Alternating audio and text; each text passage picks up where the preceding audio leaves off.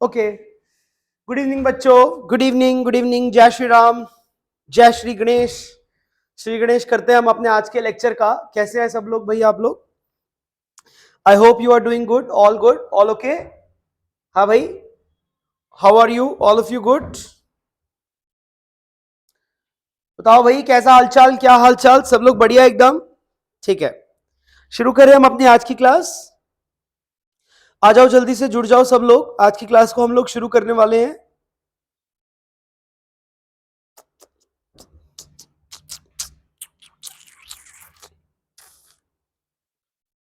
चलो चलो चलो, फटाफट फटाफट आ जाओ। ठीक है सर, आप फिजिकल स्टार्ट कर दिए तो पोस्ट चेंज कर दीजिए बोर्ड का। अच्छा ऐसा भी है क्या? ठीक है मैं कर दूंगा। Thanks Puja for the suggestion, बिल्कुल चेंज कर देंगे। सर आपने जो लास्ट में ग्राफ किए थे उसमें नंबर 3 शायद y is equal to c होना चाहिए। ओके अभी देख लेते हैं, अभी देख लेते हैं संदीप, हम लोग जो आप कह रहे हो अभी देख लेते हैं बेटा, डोंट वरी। ठीक है सो यहां पर मैं देख पा रहा हूं कि यहां पर कुछ लोगों का डाउट था, लास्ट के ग्राफ में तकलीफ आ रही थी। एक बार वो लास्ट का ग्राफ देख लेते हैं। ठीक है सो हमारी लास्ट क्लास ये थी, that is y is equals to minus c. सबसे पहले y is equals to minus c था, फोर्थ वाला था ना हमारा y इज इक्वल्स टू सी।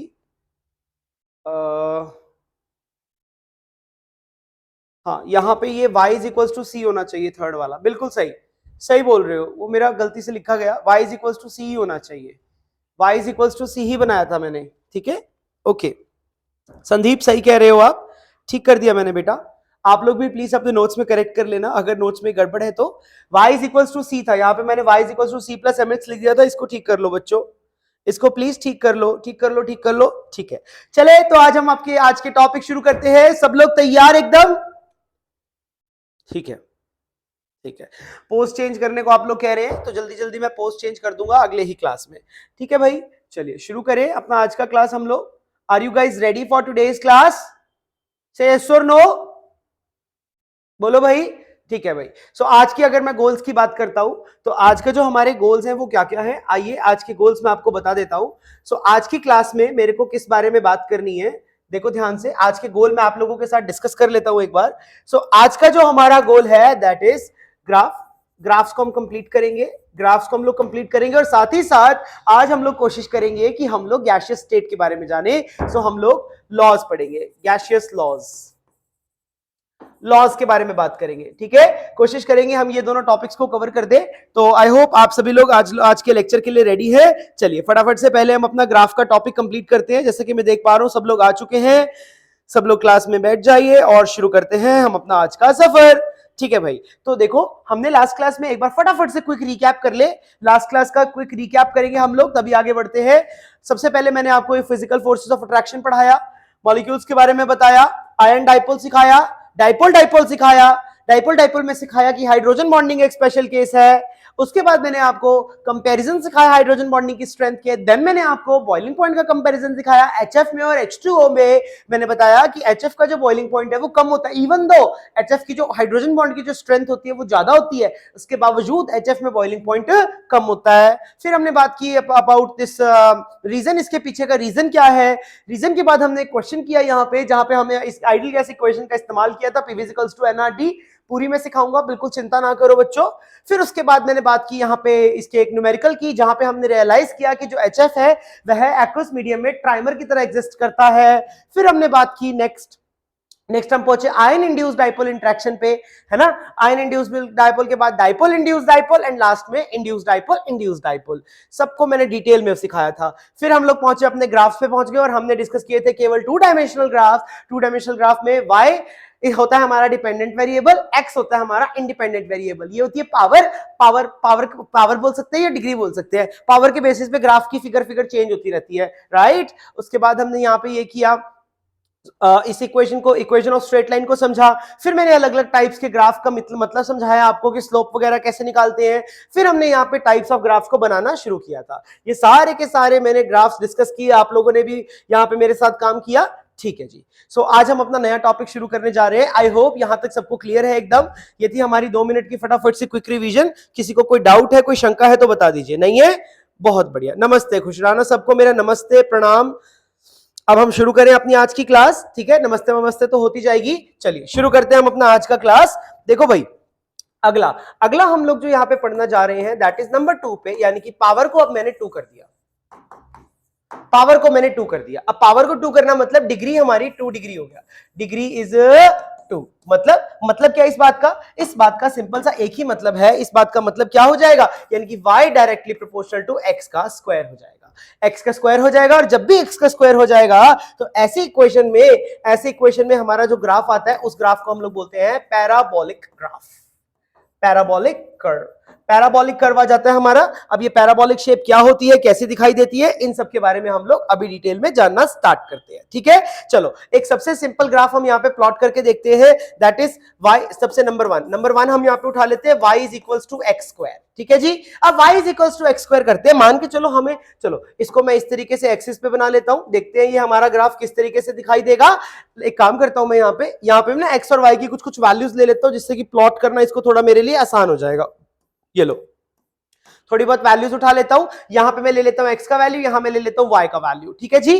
थोड़ा सा इसको मार्क कर लेते हैं हम लोग, जिससे कि इजी हो जाए समझना। This is 1, this is 2, 3, 4, this is -1, -2, -3, -4, इधर से ये 1, यह 2, यह 3, ऐसे ऐसे करके चलता चला जाएगा। अब हम इसको देख पा रहे हैं तो हमें साफ साफ दिखाई दे रहा है, मान के चलो कि मैंने अगर x को 0 पुट कर दिया, अरे तो y भी 0 हो जाएगा, यानी एक पॉइंट तो मेरा यही हो गया, ओरिजिन वाला ही हो गया एक पॉइंट। अब मैंने x को 1 पुट कर दिया तो नेचुरल सी बात है कि y भी 1 हो जाएगा, है ना, y भी मेरा 1 हो जाएगा, तो यानी कि ये वाला पॉइंट हो गया। अगर मैंने x को -1 पुट किया तो उसका भी स्क्वायर करेंगे तो y तो फिर से 1 हो जाएगा, तो एक पॉइंट यहां पर भी आ गया। सिमिलरली अगर मैंने x को पुट किया 2 पुट किया तो y मेरा कितना आ जाएगा 4, -2 पुट किया तब भी कितना आ जाएगा 4, ठीक है। 4 तक मैं इसको थोड़ा सा और खींच के ऊपर तक कर ले जाता हूं, ये मेरा पॉइंट 4 है, यानी कि 2 पुट करेंगे तो यहां पे 4 आएगा, -2 पुट करेंगे तो यहां पर भी 4 आएगा। मैं काम करता हूं, मैं इन सारे पॉइंट्स को ज्वाइन कर देता हूं। ये देखो बच्चों, जैसे ही मैं इन सारे पॉइंट्स को ज्वाइन कर रहा हूं, क्या मेरा ग्राफ कुछ ऐसा दिखाई दे रहा है? इस तरीके के ग्राफ को हम लोग केमिस्ट्री में क्या बोलते हैं? पैराबोला, ठीक है जी, यह पैराबोला होता है। अगर मान के चलो x का स्क्वायर होगा ना, ध्यान से सुनना, अगर y is equals to x का स्क्वायर होगा तो हमारा जो ग्राफ का जो मुंह खुला होगा, देखो इस तरीके से मुंह खुला हुआ है ना, वो हमेशा उसी डायरेक्शन में जाएगा जैसे कि y के डायरेक्शन में, क्योंकि देखो यहां पर हमारा डिपेंडेंट वेरिएबल कौन है? डिपेंडेंट वेरिएबल मेरा y है, ठीक है। सो माउथ ऑफ पैराबोला जो है वो डिपेंडेंट वेरिएबल की डायरेक्शन में ही जाएगा, सही है। आई होप ये बात आपको समझ में आ गई होगी। यानी कि डिग्री जब भी हम 2 कर देंगे, बताइए किसी को कोई डाउट है तो पूछ लीजिए। मेरा कहने का मतलब क्या है कि अगर डिग्री हम 2 कर देंगे तो ग्राफ पैराबोला हो जाएगा। इसमें एक छोटी सी बात यहां पे और ध्यान रख लेंगे, direction of mouth of parabola, direction of mouth of parabola, parabola का जो माउथ हो जाएगा, parabola depends upon dependent variable के ऊपर डिपेंड करेगा, डिपेंडेंट वेरिएबल। अभी यहां पे डिपेंडेंट वेरिएबल मेरा y है तो उसके अकॉर्डिंग y की डायरेक्शन में ऐसे खुल जाएगा। आई होप ये बात आपको समझ में आ गई होगी। जल्दी से बताओ अगर ये समझ में आ गया है तो ठीक है, आगे बढ़ते हैं फिर हम लोग। बोलो बच्चों, I hope this is clear very much. बताओ प्यारे बच्चों, क्या ये बात समझ में आई कि नहीं आई? अगर आ गई हो तो चलिए एक टाइप का एग्जांपल हम और करते हैं। किसी को कोई डाउट है तो बता दीजिए, मैं आप एक बार देख लेता हूं क्या क्या डाउट्स है। ठीक है, किसी को कोई डाउट नहीं है, ऑल क्लियर बोल रहे हैं आप लोग, बहुत ही बढ़िया। ठीक है, अब हम यहाँ पे कुछ और एग्जांपल्स यहाँ पे करना स्टार्ट करते हैं। लेट्स सपोज ये था मेरा फर्स्ट एग्जांपल। सेकंड एग्जांपल बच्चों मैंने ले लिया, that is y is equals to x square plus c, x square plus c ले लिया। अब देखो यहां पर c मेरा क्या हो जाएगा, हल्का सा इंटरसेप्ट लग गया, तो यानी कि मेरा जो ग्राफ हो जाएगा that is going to look like this. देखो जरा ध्यान से, यानी कि खुलेगा तो किस डायरेक्शन में खुलेगा? अभी भी y की डायरेक्शन में, लेकिन थोड़ा सा इंटरसेप्ट के साथ खुलेगा, तो ग्राफ मेरा कुछ ऐसा दिखाई देगा। ये वाला जो पॉइंट हो जाएगा, दिस इज माई इंटरसेप्ट, जहां पे इसको काट रहा है, intercept which is equals to positive of c. Positive intercept आ गया कि नहीं आ गया? अरे बोलो भाई, बोलो। सिमिलरली अगर मैं थर्ड नंबर पे ये बनाना चाहता हूं, y is equals to x square minus c, तो y is equals to x square minus c का ग्राफ कैसे आ जाएगा? अभी जब इसको तुम गैसियस में देखोगे ना, तब तुम्हें ज्यादा वैल्यू का समझ में आएगा कि इनकी जरूरत क्या थी। ठीक है, ये वाली मेरी y एक्सिस है, ये वाली मेरी x एक्सिस है, आई एम सॉरी, ये वाली मेरी x एक्सिस है। तो how the graph is going to look like? Our graph is now going to look like this. देखो ध्यान से, समथिंग लाइक दिस, यानी कि इंटरसेप्ट, अब की बार जो मेरा इंटरसेप्ट है वह कितना हो जाएगा, that is equals to minus of c. बोलो बच्चों, क्या आपको ये दोनों इक्वेशंस क्लियर हैं या नहीं है? कोई समस्या है तो पूछो, नहीं है तो आगे बढ़ते हैं। एवरीथिंग क्लियर, ठीक है, all clear, everything clear, good job, good good good, शाबाश, ठीक है। सो आई होप ये दोनों के दोनों पॉइंट्स आपको समझ में आ गए होंगे। एक मैंने ये वाला करवाया आपको, एक मैंने ये वाला करवाया आपको, ठीक है। आगे बात करते हैं, और एक बात करते हैं, मान के चलो अब मैंने क्वेश्चन को थोड़ा सा बदल दिया, सॉरी क्वेश्चन नहीं, इसको अगली कैटेगरी हम बोल सकते हैं, फोर्थ कैटेगरी लेट्स सपोज मैंने ले लिया और मैंने ग्राफ बनाया x is equals to y square minus c, x is equals to y square minus c. अब यहां पे मेरे को x is equals to y square minus c बनाना है बच्चों। अब तुम समझ गए होंगे, अब की बार जो मेरा डिपेंडेंट वेरिएबल है वो x है, तो यानी कि मेरा जो ग्राफ का मुंह है वो x की डायरेक्शन में खुलेगा, x की डायरेक्शन में खुलेगा, अरे हाँ या ना? तो x की डायरेक्शन में खुलने का क्या पॉइंट है, यानी कि graph is going to look like this. इस तरीके से यदि मैं ग्राफ बनाऊंगा, ये मेरी x एक्सिस है, यदि ये मेरी y एक्सिस है, तो ग्राफ कुछ ऐसा दिखाई देगा, देखो ध्यान से, समथिंग लाइक दिस। और ये जो पॉइंट हो जाएगा मेरा, this is intercept, negative intercept. Intercept की वैल्यू क्या आ गई मेरी यहां पे, intercept is nothing but equals to minus c. हाँ जी भाई, किसी को कोई डाउट है तो बताइए, बोलो फटाफट से, बोलो फटाफट। और अगर डाउट नहीं है तो आप लोग मुझे सभी लोग ये वाला फिफ्थ पार्ट करके दिखाओ। फिफ्थ पार्ट ले लो आप, x is equals to y square plus c, करो। किसी को कोई डाउट है तो पूछ लो मेरे से, ठीक है, नहीं है, गुड गुड, ठीक है भाई। अब ये वाला ग्राफ हम बनाने चले, तो ये वाला ग्राफ हम लोग किस तरीके से बनाएंगे, सेम टू सेम फैशन में बन जाएगा ये वाला भी। देखो तो कैसे बनेगा। अब यहाँ पे क्या बोलता है, x is equals to y square plus c. तो अगेन हमारा जो मैंने कोऑर्डिनेट सिस्टम बनाया इस तरीके से, ये मेरी x एक्सिस है, ये मेरी y एक्सिस है, और ग्राफ कैसा दिखेगा, खुलेगा किधर, मुंह किधर होगा ग्राफ का, x की तरफ, क्योंकि डिपेंडेंट वेरिएबल आज मेरा x है और इंटरसेप्ट क्या आ रहा है, पॉजिटिव, तो समथिंग लाइक दिस, कुछ इस तरीके का ग्राफ बन जाएगा। यहां से इसको काटेगा, सो यहां से आई कैन वेरी वेल सी कि मेरा जो इंटरसेप्ट आ चुका है that is positive of c. बोलो बच्चों, क्या ये कहानी क्लियर है या नहीं है? बोलो फटाफट बताओ मेरे को, ठीक है, क्लियर है। सिमिलरली अगर मुझे एक बहुत ही सिंपल सा बनाना हो, बहुत ही सिंपल, लेट्स सपोज मुझे ये बनाना हो, that is x is equals to y square, तो ये तो आप बहुत इजीली बना सकते हो। तो ये वाला ग्राफ कैसा दिखेगा, it is going to look like this, बहुत ही सिंपल। ये ओरिजिन से पास होता हुआ ऐसे चला जाएगा, ठीक है, मुंह इस तरफ, मुंह इसका इस तरफ खुला हुआ है। सो आपने ध्यान में रखना है बच्चों की डिपेंडेंट वेरिएबल कौन है और इंडिपेंडेंट वेरिएबल कौन है, उस हिसाब से हमारा ग्राफ का नेचर बदलता जाएगा। वेरी वेरी इंपॉर्टेंट, क्योंकि जब आप कुछ ग्राफ्स आगे देखोगे ना केमिस्ट्री में, समथिंग लाइक दिस, मान के चलो p और v का, p या 1/v का या किसी का भी v स्क्वायर का ग्राफ बनाना है, वो कुछ ऐसा दिख रहा होगा या ऐसा दिख रहा होगा, तब आपको पता चलेगा कि इन ग्राफ्स की कितनी ज्यादा अहमियत है। आगे अभी तो आपको ये हल्के फुल्के लग रहे होंगे, अभी आपको ऐसा भी लग सकता है कि सर ये तो मैथ्स की बातें आप क्यों बता रहे हो।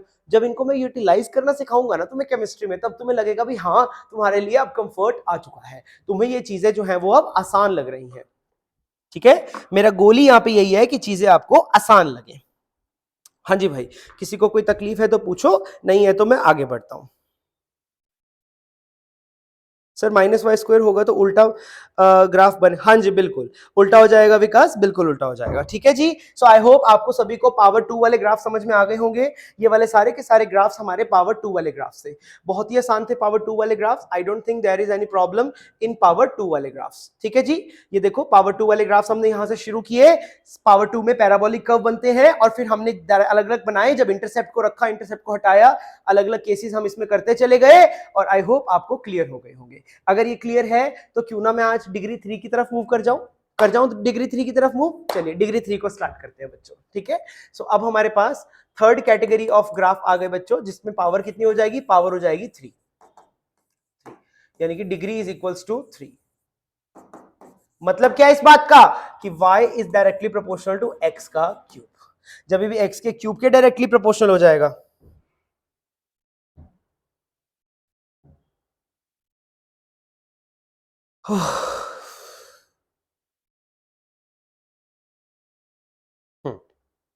सर मैंने एफबी पर आपकी बचपन वाली पिक देखी थी, आप गोलू मोलू, अरे भाई क्या विष्णु तुम क्या बोल रहे हो बे, क्लास पे ध्यान दे दो भाई। ये सब बातें तुम क्यों कर रहे हो, क्या तुम्हें मजे आते हैं ये सब बोलने में? क्लास पे ध्यान दो भाई, ठीक है, all got it, very well sir, ठीक है, शाबाश बच्चों, वेरी वेल। तो आगे बढ़े, ठीक है। देखो स्पीड में थोड़ी सी ना फास्ट से रखूंगा, मुझे लगता है बहुत स्लो स्लो बोरिंग होता है, थोड़ा फास्ट रखो, 2-3 बार देख लो, अगर तुम्हें गलत लग रहा है तो। मतलब इस फास्ट का ये मतलब नहीं है कि मैं दोबारा नहीं बताऊंगा, 50 बार बताऊंगा, चिंता मत करो तुम बिल्कुल भी। फास्ट से मेरा ये मतलब होता है कि हमें सिलेबस भी तो करना है ना बच्चों, है ना। चलो आगे बढ़ते हैं, अब हम डिग्री 3 की तरफ मूव करते हैं, है भाई। अब डिग्री 3 का ग्राफ देखना है तो एक काम करते हैं, सबसे पहला ग्राफ में यही बना लेता हूं, y is equal to x cube. चलो एक्स क्यूब बनाते हैं, इसके लिए ना फिर से हम लोग ना एक बार डेटा पुट करके देखते हैं कि क्या क्या हमारा किस तरीके से डेटा निकल के आ रहा है, ठीक है जी। चलो यहां पे मैंने x का वैल्यू ले लिया, यहां y का वैल्यू ले लिया। x 0 है तो y मेरा 1, sorry I am so sorry, x 0 है, यदि मेरा x 0 हो गया तो y भी कितना हो जाएगा 0। x अगर 1 हो गया तो y भी 1, x अगर -1 हो गया तो y भी -1, सही है। x अगर 2 हो गया तो y कितना हो जाएगा 8, ठीक है। और x अगर -2 हो गया तो y हो जाएगा -8, सही है। तो इस तरीके से हमारी चलती जाएगी। अब देखो बच्चों इसका ग्राफ किस तरीके से दिखेगा, पावर 3 का graph is going to look something like this. इसको प्लॉट करोगे तो आप जब इसको प्लॉट करोगे तो आपका ग्राफ कुछ ऐसा दिखाई देगा, ठीक है जी। सो आपने ध्यान रखना है बच्चों, पावर 3 का graph is also very important.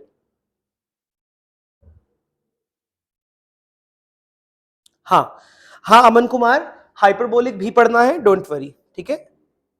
Puja Pal sir तो अभी भी गोल, ए पूजा क्या बोल रही हो, अभी देखो कल से ही जिम जाऊंगा मैं।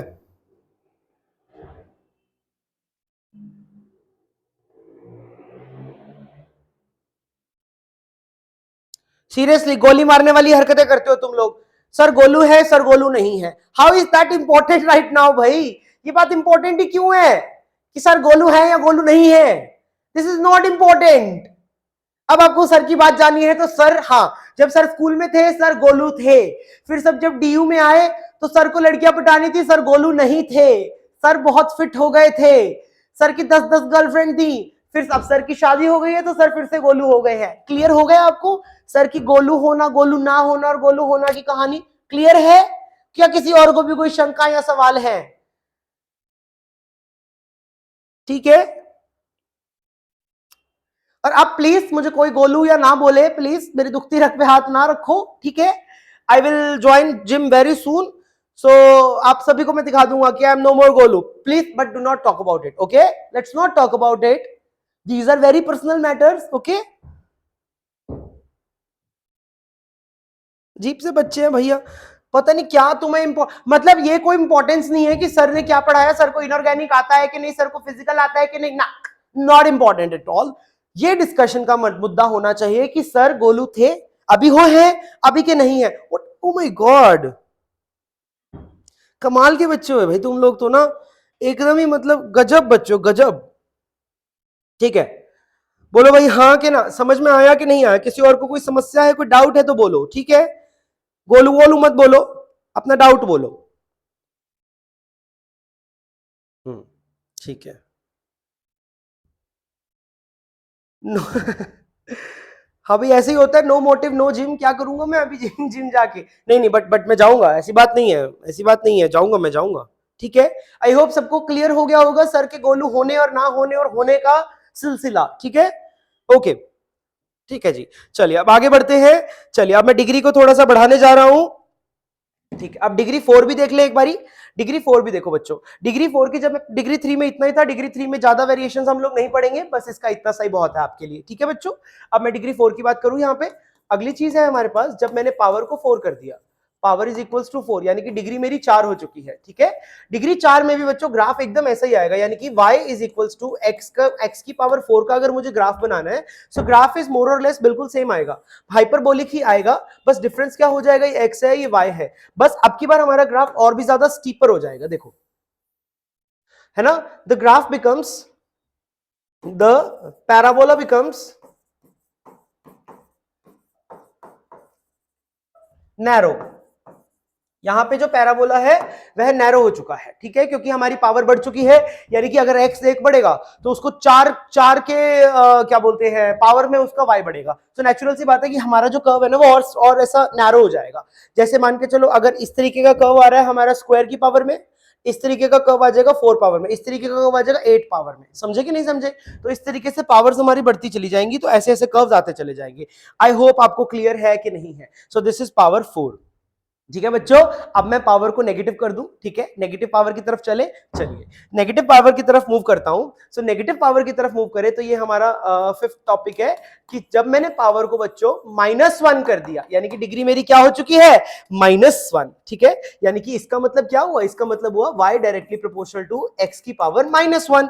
-1 भी बहुत इंपॉर्टेंट है, यानी कि y is equals to, sorry, तो बेसिकली इसको मैं कैसे लिख सकता हूं, ऐसे अगर ग्राफ बनाने की बात आएगी तो y is equals to 1/x का हम लोग ग्राफ तैयार करेंगे। अब 1/x का इस रिलेशन को हम लोग कैसा रिलेशन बोलते हैं बच्चों, इनवर्स रिलेशन बोलते हैं। और इनवर्स के रिलेशन का प्लॉट हमेशा आप बचपन से पढ़ते आए हैं, वह कैसा प्लॉट आता है, hyperbolic curve. This is hyperbolic curve, वह एक हाइपरबोलिक कर्व बन जाता है। अब देखो हाइपरबोलिक कर्व अगर मैं आपको दिखाऊं तो वह कुछ ऐसा दिखाई देता है बच्चों, देखना ध्यान से प्लीज। ये अगर मेरी एक्स एक्सिस है, ये मेरी वाई एक्सिस हो जाएगी। सो अब मेरे ग्राफ अगर बन रहे हैं तो इस तरीके का कर्व आ जाएगा।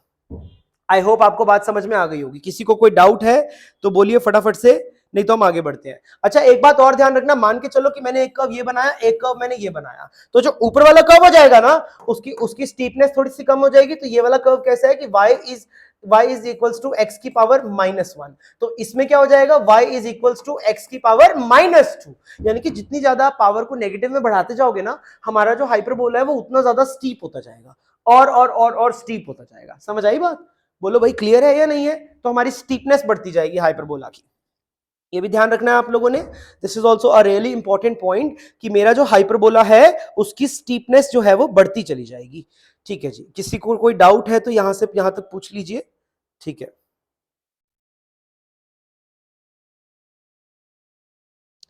ठीक है सर, ये वीडियो मैम तक जाना चाहिए, नहीं जाना चाहिए भाई सर, 2 डिग्री में डाउट है सर, आप स्ट्रिक्ट रहिए, वाई यू इग्नोरिंग। हाँ चेतन, गैशियस स्टेट में ग्राफ की जरूरत है। हाँ रेक्टेंगुलर हाइपरबोला इसी को बोलते हैं। हाँ अमृता बताइए आपका क्या डाउट है। सर 2 डिग्री में डाउट है, बताओ बेटा क्या डाउट है 2 डिग्री में। मैं एक बार 2 डिग्री वाला रिपीट कर देता हूं अमृता। क्या सर को सिर्फ मेरा ही कमेंट नहीं दिख, अमृता दिख रहा है मुझे आपका कमेंट, बताइए आपको क्या डाउट है। आप पूरी बात बताएंगी तो मैं बता पाऊंगा कि आपको डाउट क्या है।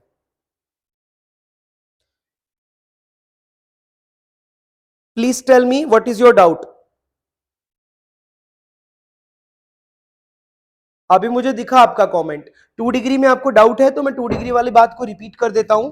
आइए देखिए 2 डिग्री वाली कहानी क्या थी। उफ, देखो बेटा, 2 डिग्री की बात करते हैं तो हमारे पास जो ग्राफ बनता है वो पैराबोलिक कर्व बनता है। ये मैंने एक एग्जांपल भी लेके दिखाया। उसके बाद जब इंटरसेप्ट आ जाता है तो इंटरसेप्ट का मैंने बीच में इन्वॉल्वमेंट दिखा दिया। आई डोंट अंडरस्टैंड कि what is your doubt.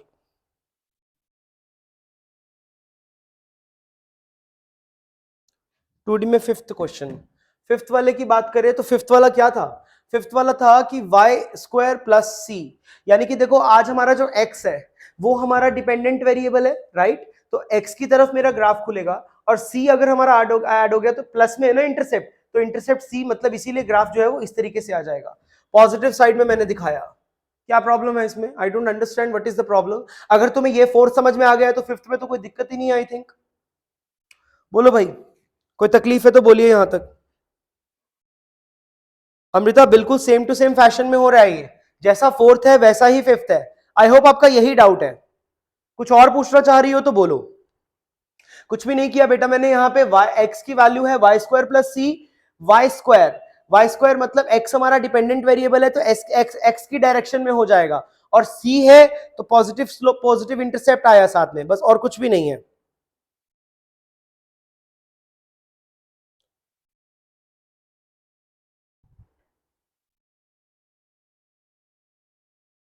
Sir उसमें फोर्थ का मिरर इमेज भी तो बन सकता है।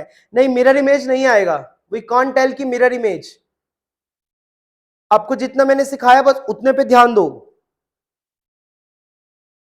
ठीक है। एक तरह का कर्व हम लोग और सीखेंगे, that is going to be the last type of curve, फिर हम लोग एक्चुअली क्वेश्चंस की तरफ मूव करेंगे, ठीक है भाई। एक तरह का कर्व आपको, आई होप ये पावर नेगेटिव वाला समझ में आ गया होगा। पावर उतनी ज्यादा नेगेटिव होती चली जाएगी जितनी ज्यादा हमारा कर्व उतना स्टीप होता चला जाएगा, ठीक है जी। Okay let's move to the next. Sir fourth का फेस ऑपोजिट होगा ना सर।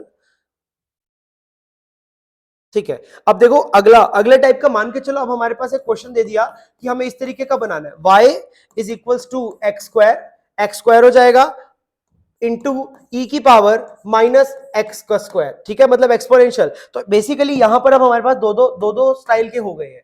ये तो हमारा हो जाएगा algebraic function, this is normal algebraic function, ठीक है, और इस तरीके के फंक्शन को हम लोग कहते हैं एक्सपोनेंशियल फंक्शन, ठीक है। अब देखो बच्चों, इस तरीके के फंक्शन को समझने का प्रयास करना। अब अगर मान के चलो मैं एक्स का वैल्यू बढ़ाता हूं, यहां पे देख लो एक बार, इसको सीख लो, इंपॉर्टेंट है ये वाला, ठीक है। अगर लेट्स सपोज मैं एक्स का वैल्यू यहां पे बढ़ाता हूं, ये मेरी वाई एक्सिस है और ये वाली मेरी एक्स एक्सिस है। लेट्स सपोज अगर मैं यहां पे एक्स का वैल्यू को बढ़ाता हूं, तो पहले तो एक्स जैसे जैसे बढ़ेगा मेरा जो वाई है वो बढ़ता चला जाएगा। अब उसके बाद जैसे जैसे मेरा एक्स बढ़ रहा है, तो मेरे पास ये वाला जो नेट वैल्यू है, ये वाला जो नेट वैल्यू है घटता चला जाएगा। यानी कि एक्स के बढ़ने से वाई बढ़ भी सकता है और वाई घट भी सकता है। इस तरीके के कर्व्स को हम लोग बोलते हैं गॉसियन कर्व्स, ठीक है, गॉसियन कर्व्स बोलते हैं। इसकी भी पहचान जब मैं आपको मैक्सवेल का कर्व पढ़ाऊंगा, मैक्सवेल डिस्ट्रीब्यूशन ऑफ वेलोसिटीज, तब मैं आपको इस तरीके का गॉसियन कर्व पढ़ाऊंगा। और हमारा जो इसमें ग्राफ बनता है that is something like this. Last में जो हमारा ग्राफ है दिस बिकम्स पैरेलल, यह पैरेलल हो जाता है। ध्यान रखना ये कभी भी इसको टच नहीं करेगा, ये इसके पैरेलल हो जाएगा। और जब भी पैरेलल हो जाए तो इसको हम लोग एसिम्पटोट कहते हैं। छोड़ो, ये काम की बात नहीं है, बस आप यहां बात रखना, it becomes parallel to x axis. Parallel to x axis का मतलब होता है कि it will touch the x axis at infinity, infinity पे जाके एक्स एक्सिस को टच करेगा, बस ये मतलब है इस बात का। आई होप आपको ये बात समझ में आ गई होगी, ठीक है।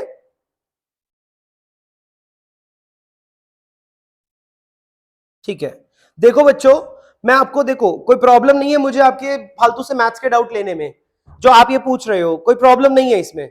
जैसे पूजा पाल पूछ रहे हैं, अमृता का डाउट, देखो दिस आर प्योरली मैथमेटिक्स का क्वेश्चन, मेरे को प्योर मैथमेटिक्स में घुसना ही नहीं है, that is not my job, okay, and that is not important for you as well. तो जितनी मैं बात आपको बता रहा हूं केवल उतनी सुनिए और आगे बढ़िए, क्योंकि ये हमारा मेन गोल नहीं है, ये हमारे सपोर्टिंग पार्ट है, ये हमें सिर्फ सपोर्ट करेगा। समझ आ रही है बात? So do not waste your time and energy a lot on this, ठीक है, एक बार जानना जरूरी है, इसीलिए मैं आपको बता रहा हूं। इसका यह मतलब नहीं है कि आप इसमें पूरी एनर्जी झोंक देंगे अपनी, ठीक है। With this I am going to stop the graphs right now. अब हम ग्राफ्स को यहीं के यहीं बंद कर रहे हैं। सो आई होप आपको सारे के सारे ग्राफ्स क्लियर हो गए होंगे, कोई ज्यादा मुश्किल नहीं थे। बस अब हम ग्राफ्स के टॉपिक को यहीं के यहीं अभी के अभी बंद कर रहे हैं। बस हो गया ग्राफ का सीन सारा का सारा। तो अब देखो एक बार रिवीजन करें तो हमने ग्राफ में सबसे पहले डिग्री 1 वाले पढ़े, सबसे इंपॉर्टेंट, फिर डिग्री 2 वाले पढ़े जिसको पैराबोलिक कहते हैं, डिग्री 3 वाले पढ़े जिसमें इस तरीके से आधा आधा हमारा फर्स्ट क्वाड्रेंट में था, आधा थर्ड क्वाड्रेंट में था, फिर डिग्री 4 वाले पढ़े जो कि पैराबोला ही होता है लेकिन ज्यादा स्टीप हो जाता है, ज्यादा नैरो हो जाता है। फिर हमने नेगेटिव डिग्री वाले पढ़े, नेगेटिव वाले का ग्राफ का नाम होता है हाइपरबोला, जितनी ज्यादा पावर नेगेटिव होती जाएगी हमारा जो हाइपरबोला है वो उतना ही स्टीप होता जाएगा। और फिर हमने पढ़े गॉसियन कर्व्स। गॉसियन के अंदर मैंने आपको बताया गॉसियन की कहानी भी बहुत ही आसान थी। इसमें क्या होता है, दो फंक्शन होते हैं, एक होता है अलजेब्रिक फंक्शन, एक होता है एक्सपोनेंशियल फंक्शन। अलजेब्रिक फंक्शन कहता है कि y बढ़े अगर x बढ़ेगा, और एक्सपोनेंशियल फंक्शन कहता है कि y घटे अगर x बढ़ेगा। तो इसके चलते हमारा जो ग्राफ है वो इस तरीके का ग्राफ आता है, यानी कि इसमें एक मैक्सिमा अटेन हो जाता है, मैक्सिमा अटेन होता है इसके अंदर। बच्चों समझ में आया कि नहीं आया? ठीक है, यह एक एग्जांपल है फ्लक्सोनियल बिहेवियर का। इसको फ्लक्सोनियल फंक्शन, फ्लक्सोनियल क्या था मैंने बॉन्डिंग में भी पढ़ाया था, फ्लक्सोनियल का मतलब होता है जो अपना बिहेवियर चेंज करे। तो इसने अपना बिहेवियर चेंज किया, पहले प्लॉट मेरा इंक्रीजिंग था फिर वो डिक्रीजिंग हो गया। ऐसे ऐसे बहुत सारे कर्व्स आप एनकाउंटर करते हो केमिस्ट्री के अंदर, समझ में आया? इसको हम लोग गॉसियन कर्व भी बोलते हैं। ठीक है, किसी को कोई यहां तक तकलीफ है तो बोलो, ठीक है। Just a tool, yes.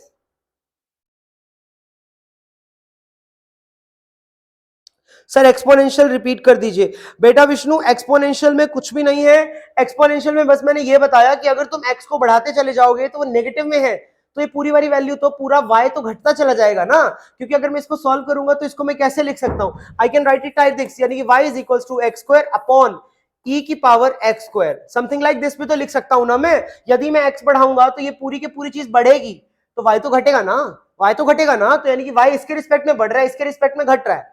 तो y जो है वो इस तरीके से फ्लक्सोनियल बिहेवियर शो करेगा, वो अपना एक मैक्सिमा अटेन करके फिर फॉल करेगा। ठीक है बच्चों, कुछ ज्यादा इसमें तुम इतना मत घुसो भाई, किसी काम का नहीं है जितना तुम इसके अंदर, मतलब काम का तो है लेकिन जितना बताया जाए बस उतने पे ध्यान दीजिए। आप अपना समय बर्बाद ना करें प्लीज, ठीक है, समय आपका ज्यादा कीमती है।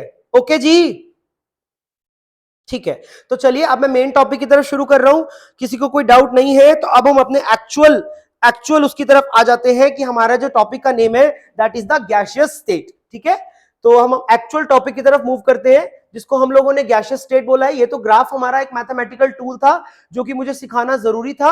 आई होप कुछ हद तक आपकी जो ग्राफ की नॉलेज है या ग्राफ की जो अंडरस्टैंडिंग है पहले के मुकाबले थोड़ी सी बेटर हो गई होगी, बस मेरा यही गोल था। अब मैं इनको यूज तो करना सिखाऊंगा ना बच्चों, व्हाई डू यू वरी, घबरा क्यों रहे हो तुम लोग? अगर सब लोग ये आप नॉन मेडिकल वाले होते तो मैं तो बताता ही ना ये चीज बिल्कुल भी, है कि नहीं? मेरा जो भी नहीं है आपको बताना पैराबोला क्या होता है, हाइपरबोला क्या होता है, it's not my job.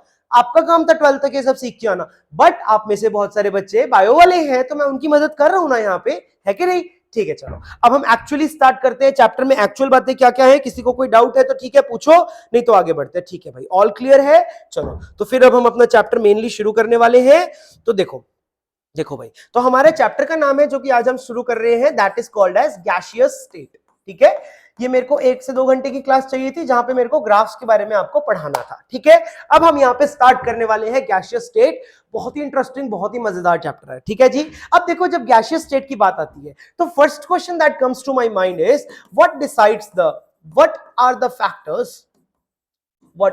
Factors, क्या ऐसे फैक्टर्स होते हैं, what are the factors that decides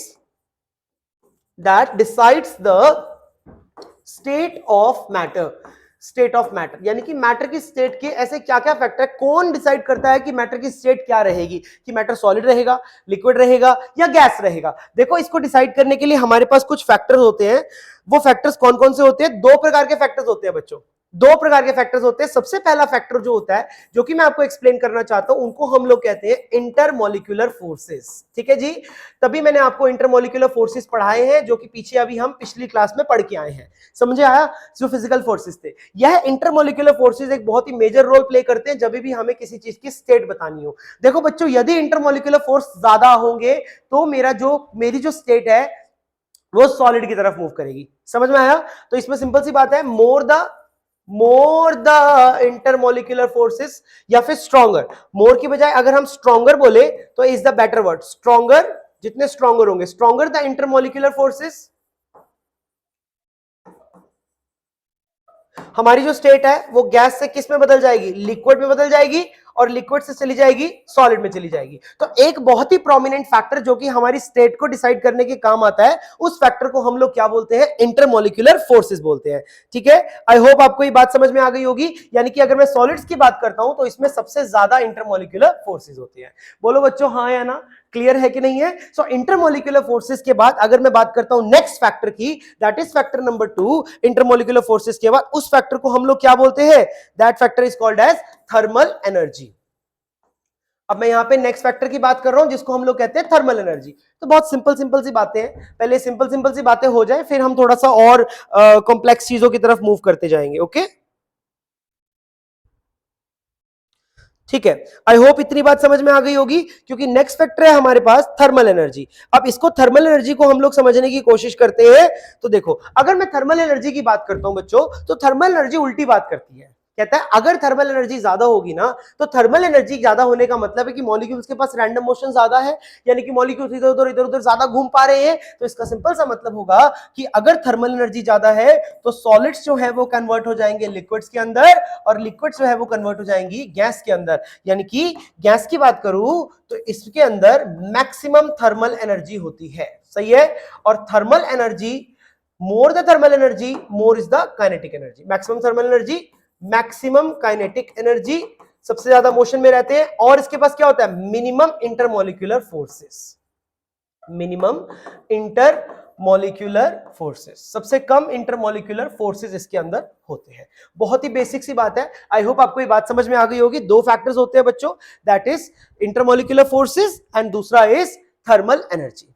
ठीक है भाई, आई होप आपको ये बात समझ में आ गई होगी कि हमारे पास 2 फैक्टर्स होते हैं जो कि इस चीज को डिसाइड करते हैं। ठीक है, आई होप आपको ये बात क्लियर हो गया होगा। तो किस तरीके से हम लोग डिसाइड करते हैं कि क्या होता है। अब इंटरमोलिकुलर फोर्सेस की बात करें, देखो अब देखो ये दोनों आपस में लिंक्ड भी हैं। जितनी ज्यादा ये दोनों आपस में लिंक्ड कैसे हैं, जितना ज्यादा इंटरमोलिकुलर फोर्स होगा उतनी ही कम थर्मल एनर्जी हो जाएगी। सो इनके बीच में लिंक भी क्या है कि जो इंटरमोलिकुलर फोर्सेस है, intermolecular forces is inversely proportional to thermal energy. बहुत ही बेसिक सी बात है, आई डोंट थिंक इसमें ज्यादा समय बर्बाद करने की जरूरत है। बोलो भाई हाँ या ना, सही है? अरे बोलो भाई, क्लियर हो गई ये बात? ठीक है। सो आई होप आपको दो फैक्टर समझ में आ गए होंगे कि किन दो फैक्टर्स की मदद से हम लोग ये बात डिसाइड करते हैं कि हमारे पास स्टेट ऑफ मैटर क्या होने वाला है। अब हमें सारी स्टेट्स तो पढ़नी नहीं है, हम जो यहां पे स्टेट में इंटरेस्टेड है वो है गैसियस स्टेट। तो मैं सिर्फ और सिर्फ गैसियस स्टेट की बात करूंगा, सॉलिड लिक्विड की बात नहीं करूंगा। तो हमारे पास सबसे पहले हम लोग बात करते हैं प्रॉपर्टीज के बारे में, that is property of gaseous state. कि गैसियस स्टेट ऐसी जो स्टेट है उसकी प्रॉपर्टीज क्या क्या है। प्रॉपर्टीज से पहले एक चीज आप लोग भली भांति जान लीजिए कि अगर मैं बात करता हूं पीरियोडिक टेबल में बात करता हूं, तो इधर आ जाइए, ग्रुप 1 में आ जाइए। ग्रुप 1 के बाद इधर से सीधा सीधा ग्रुप 15 में, ग्रुप 15, ग्रुप 16, ग्रुप 17 और ग्रुप 18 में। जहां पे भी पीरियोडिक टेबल में गैसेस है मैं उनकी बात करता हूं। इधर है हाइड्रोजन, इधर कौन है गैस ग्रुप में, इधर नाइट्रोजन, ऑक्सीजन है, फ्लोरीन है, सही है? यह सारी के सारी हमारी गैसियस फॉर्म में रहती है। जो भी चीजें नेचुरली गैस की तरह रहती है मैं उनका नाम लिख रहा हूं, फ्लोरीन। ठीक, फ्लोरीन के बाद नियॉन भी गैस में रहता है और नियॉन से ऊपर हीलियम भी गैस में रहता है। तो जो भी चीजें नेचुरली गैस में है मैं उनको लिख रहा हूं। बस यही स्पीशीज हमारे पास नेचर में एक्चुअल में गैस के फॉर्म में एग्जिस्ट करते हैं। ये जो मैंने स्पीशीज लिख दिया, बस यही स्पीशीज जो है वो गैस की तरह एग्जिस्ट करेंगी, बाकी सारी के सारी और बाकी स्टेट्स में एग्जिस्ट करेंगी। एक तो हमारे पास ये हाइड्रोजन हो गया, बाकी ये देखो, बोलो भाई समझ में आया कि नहीं आया? नोबल गैसेस तो सारी की सारी गैसेस ही हैं। अगर मैं बात करता हूं ग्रुप 17 की बात करूं तो ग्रुप 17 में सिर्फ फ्लोरीन क्लोरीन, ग्रुप 16 में सिर्फ ऑक्सीजन और ग्रुप 15 में केवल नाइट्रोजन। यही हमारी गैसेस होती है, बाकी की स्पीशीज जो है वो गैसेस नहीं होती है। अब जल्दी से हम इनकी प्रॉपर्टीज की बात कर लेते हैं, ठीक है भाई? किसी को तब तक कोई डाउट है तो बोल दो, मैं देख लेता हूं एक बार आपके लिए। ठीक है, force of attraction and thermal energy, बिल्कुल सर। रैंडम मोशन ही ब्राउनियन मोशन है? हाँ बेटा, ब्राउनियन मोशन की मैं बात करूंगा। अभी रुक जाओ, do not mix the topics. Brownian motion की अभी हम बात करेंगे। सबसे पहले हम यहाँ पे फटाफट से प्रॉपर्टीज देख लेते हैं। सबसे नंबर 1 प्रॉपर्टी क्या हो जाएगी? That is highly compressible. हमारी जो भी गैसियस स्टेट होगी वो बहुत ही ज्यादा कंप्रेसिबल होगी। कंप्रेसिबल का मतलब क्या है कि अगर मान के चलो सेम अमाउंट ऑफ गैस को मैं इतने बड़े कंटेनर में भी रख सकता हूं, इतने बड़े में भी, इतने बड़े में भी और इतने बड़े में भी। मतलब गैस के मॉलिक्यूल्स के बीच में स्पेसेस बहुत ज्यादा है, इसीलिए हम उनको कंप्रेस कर सकते हैं। This is property number 1। Property number 2 अगर मैं बात करता हूं तो सिंपल सी बात है, दे हैव लोअर डेंसिटी। याद रखेंगे इस प्रॉपर्टी को भी, मेन है, they have lower density in comparison to solids and liquid. Simple सी बात है, comparison to liquids and solids, मतलब इनकी जो डेंसिटी होती है वो कम होती है। नेचुरल सी बात है ना बच्चों, क्योंकि डेंसिटी को हम डिफाइन कैसे करते हैं? कैसे डिफाइन करते हैं बोलो? It is defined as mass upon volume, है ना भाई? अब इसमें मास तो चलो ठीक है जितना है उतना ही, लेकिन वॉल्यूम तो ये बहुत ज्यादा ऑक्यूपाई कर लेगा ना, तो ओवरऑल डेंसिटी तो मेरा घट ही गया। ठीक, ये थी हमारी सेकंड प्रॉपर्टी। थर्ड प्रॉपर्टी की बात करते हैं, this it is also very important. ठीक है, तो gases exert pressure, gases exert pressure equally in all directions। भाई जहां पर भी हमारी गैस पड़ी हुई है, हर डायरेक्शन में हमारी जो गैसेस है वह प्रेशर एक्सर्ट करती है। ठीक है जी, ये तो बहुत इजी सा पॉइंट है कि भाई हमारी गैसेस जो है वो चारों दिशाओं में मूव करना शुरू करती है तो वो प्रेशर एक्सर्ट करती है। बहुत इजी पॉइंट है। फोर्थ पॉइंट की अगर मैं बात करता हूं, which make sense is, fourth point देखेंगे यानी कि वॉल्यूम एंड शेप। अगर मैं वॉल्यूम और शेप की बात करता हूं, volume and shape is not fixed. इनकी जो वॉल्यूम और शेप है वो बिल्कुल भी फिक्स नहीं होती है। मतलब क्या इस बात का? They take shape of container. जिस भी कंटेनर में डाल रहे हो उसी का ही शेप ले लेंगे, बात खत्म। ठीक है, and fifth most important point जो कि आपने इसमें खास ध्यान रखना है, ठीक है, वो क्या हो जाएगा? Gases always make uniform mixture हमेशा ही यूनिफॉर्म मिक्सचर बनाएगा, uniform mixture in all composition. सारी के सारी कॉम्पोजिशन में, कितनी भी कॉम्पोजिशन का मतलब क्या है, चाहे आप 10-10 लीटर मिला लो, चाहे 10 लीटर 1 लीटर मिला लो, चाहे 0.1 लीटर और 50 लीटर में ला लो, सब में ये यूनिफॉर्मली डिस्ट्रीब्यूट हो जाएगा। ठीक है जी। सो यह सारी के सारी प्रॉपर्टीज बहुत ही सिंपल सी प्रॉपर्टीज हैं जो कि आपके दिमाग में घुस जानी चाहिए। बहुत ही इजी सा टॉपिक है ये वाला। अभी तो देखो शुरुआत है, शुरुआत में तो आसान ही लगेगा, है ना। हाईली कंप्रेसिबल है, लो डेंसिटी है, प्रेशर एक्सर्ट करता है, शेप और वॉल्यूम फिक्स नहीं होती है और अच्छे से मिक्स हो जाता है। आई होप आपको सारी की सारी प्रॉपर्टीज एकदम क्लियर हो गई होंगी फैंटास्टिकली। ठीक है, बोलो क्लियर है तो यस, ऑल क्लियर है, ऑल गुड है। ठीक है, अगर ये क्लियर है तो चलिए अब हम आगे बढ़ते हैं और आगे वाला टॉपिक करते हैं। देखो बच्चों, इसके बाद हमारे पास जो नेक्स्ट टॉपिक आता है, यानी कि जब हमने अभी अभी बताया था कि गैसेस जो है वो प्रेशर एक्सर्ट करती हैं, तो मैं इस प्रेशर वाली बात को एक बार निचोड़ के बता दूं आपको। प्रेशर की सारी कहानी हम लोग खत्म करते हैं आज, और आज मैं आपको प्रेशर से रिलेटेड इतनी मस्त मस्त बातें बताऊंगा ना कि आपको मजा आ जाएगा। ठीक है जी, चलिए एक सेकेंड में पानी पी के आऊं, फिर स्टार्ट करते हैं।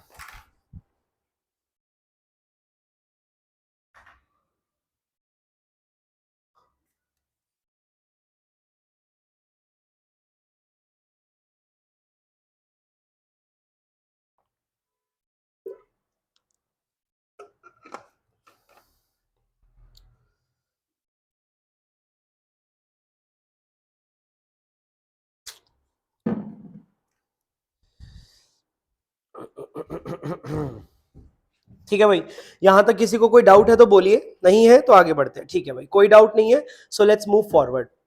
ठीक है जी। सो मैं आज आपको ना 3 प्रकार की अलग अलग प्रेशर आपको बताना चाहता हूं। सबसे पहला प्रेशर जो मैं आपके लिए इंट्रोड्यूस करना चाहता हूं, that is called as atmospheric pressure.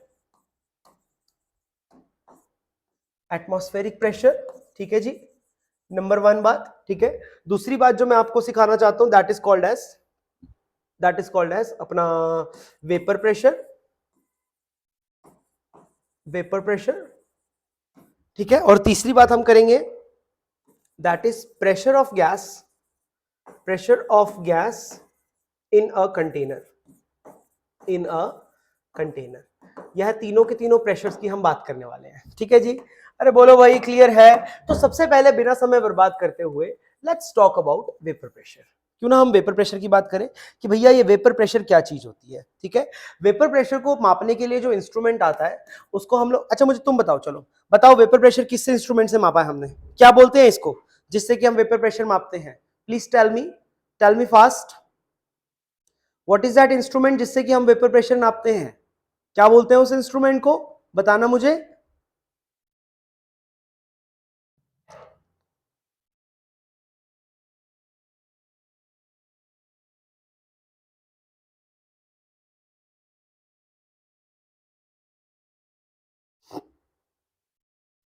What is that instrument जिससे हमने ये एटमॉस्फेरिक प्रेशर को मापा है, नहीं पता।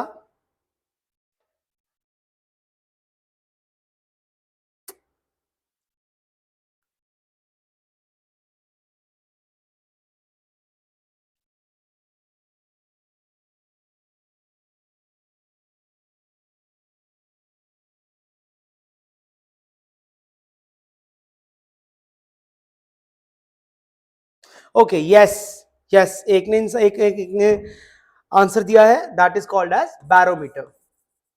बिल्कुल सही बात, हमारा जो वेपर प्रेशर है वो हमने बैरोमीटर की मदद से मापा है। आइए समझा देते हैं बच्चों क्या होता है। ठीक है, मैं ना एक काम करूंगा कि मैं बैरोमीटर के ऊपर आपको एक डिटेल्ड वीडियो दूंगा बना के। ठीक है, एक दिन हम लोग डिटेल्ड वीडियो करेंगे अबाउट द बैरोमीटर बाद में। ठीक है, बाद में करेंगे हम लोग बैरोमीटर के बारे में वीडियो। तो इसकी बस सिंपल सी डेफिनेशन क्या बन जाएगी, the mass of air, atmospheric pressure क्या है, the mass of air in the atmosphere,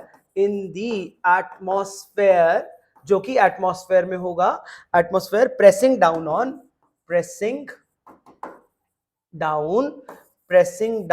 on earth surface. ठीक है जी, अर्थ सरफेस के ऊपर जो भी मास ऑफ एयर है जो कि नीचे प्रेशर लगा रहा है, मान के चलो कि जैसे ये पूरा का पूरा अर्थ है, अर्थ के ऊपर जो एयर प्रेशर लगा रहा है, एटमॉस्फेयर है ना, तो जो एयर प्रेशर लगा रहा है इसी प्रेशर को हम लोग क्या बोलते हैं साइंस में, this is called as atmospheric pressure. बहुत ही इंपॉर्टेंट चीज है एटमॉस्फेरिक प्रेशर। एटमॉस्फेरिक प्रेशर के बारे में खूब सारी बातें हमें करनी बहुत ज्यादा इंपॉर्टेंट है। ठीक है जी, अरे बोलो भाई। अब इसकी मैं और थोड़ी सी बात मैं आपको बता दूं, तो इसका जो एसआई यूनिट होता है,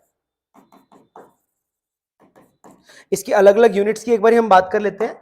यूनिट्स ऑफ प्रेशर, तो यूनिट्स ऑफ प्रेशर का आपने ध्यान में रखना है बच्चों। Units of pressure, units of pressure हमारे पास अलग अलग होते हैं। जैसे कि एक बहुत इंपॉर्टेंट यूनिट होता है, दैट इज एटमॉस्फेयर। 1 एटमॉस्फेयर हमेशा किसके बराबर होता है? 10 की पावर 5 पास्कल। ठीक है, एग्जैक्टली तो ये होता है। या फिर हम क्या कह सकते हैं, 1 atm is also equals to 101 kilopascal, ऐसे भी लिख सकते हैं। या फिर हम लोग कैसे लिख सकते हैं, या फिर हम एग्जैक्टली लिखना चाहें तो 1 atm is equals to 101,000 pascal, ऐसे भी लिख सकते हैं। हम किसी भी फॉर्म में लिख सकते हैं, आपको कोई प्रॉब्लम नहीं होनी चाहिए। और एक रिलेशन आपने ध्यान रखना है, 1 atm can also be sometimes written as 760 mm of Hg, या फिर 760 टॉर। ये सारा का सारा एटमॉस्फेरिक प्रेशर है हमारा, आपको ध्यान रखना है। ये सारी की सारी वैल्यूज हमारी एटमॉस्फेरिक प्रेशर की होती हैं। ठीक है भाई, आई होप आपको बात समझ में आ गई होगी। This all is atmospheric pressure, कुछ भी नहीं है इसके अंदर। This is the units of pressure and values of atmospheric pressure. This is the magnitude of atmospheric pressure. ठीक बात है। चलिए, सो आई थिंक एटमॉस्फेरिक प्रेशर तो क्लियर हो गया होगा। अब यदि एटमॉस्फेरिक प्रेशर क्लियर है, तो आइए उसी का एक और भाई बंधु पढ़ लेते हैं, जिसको हम लोग कहते हैं वेपर प्रेशर। कमाल की चीज है वेपर प्रेशर। एक बार मैं पूरा वेपर प्रेशर पढ़ा लूं, फिर उसके बाद मैं आपके डाउट्स लेने वाला हूं। ठीक है, आइए चलिए वेपर प्रेशर समझेंगे हम लोग। बहुत ही प्यारा टॉपिक है वेपर प्रेशर, और आपका जितना भी मिसकंसेप्शन है वेपर प्रेशर को लेके, आज वो सारा का सारा दूर हो जाने वाला है। ठीक है जी, अरे बोलो भाई हाँ या ना। ठीक है, तो चलिए वेपर प्रेशर की बात करते हैं। सो अगला टॉपिक जो मैं यहां पे आपको सिखाने वाला हूं, that is called as vapour pressure. ठीक है, वेपर प्रेशर की बात करेंगे, प्लीज ध्यान से सुनिएगा। अब वेपर प्रेशर की बात करने से पहले ना, एक क्वेश्चन आया हुआ एग्जाम में, एक छोटू सा क्वेश्चन है। चलिए इस छोटू से क्वेश्चन का मुझे आप आंसर दीजिए। ठीक है, अरे ठीक है, ठीक है। चलो देखो क्वेश्चन क्या था, कहता the vapour pressure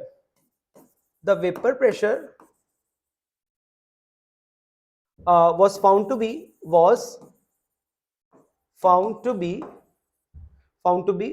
4 mm Hg in a 2-liter container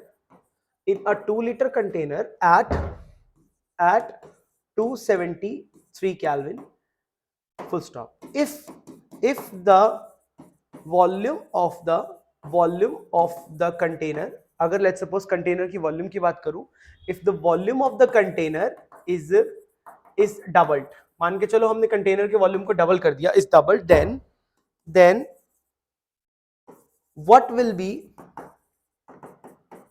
be the new vapor pressure? चलो बताओ मुझको आंसर, इसका आंसर बोलो फटाफट से,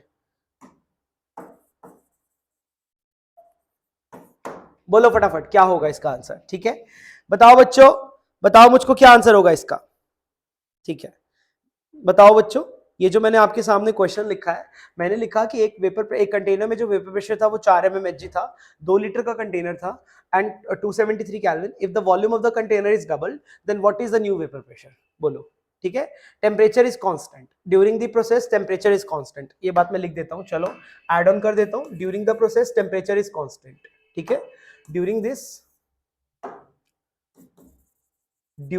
process temperature is kept constant। ठीक है, ये बात भी मैंने ऐड ऑन करके बता दिया। चलो बताओ जल्दी से फटाफट से, what should be the answer, tell me fast and fast बताओ बच्चों।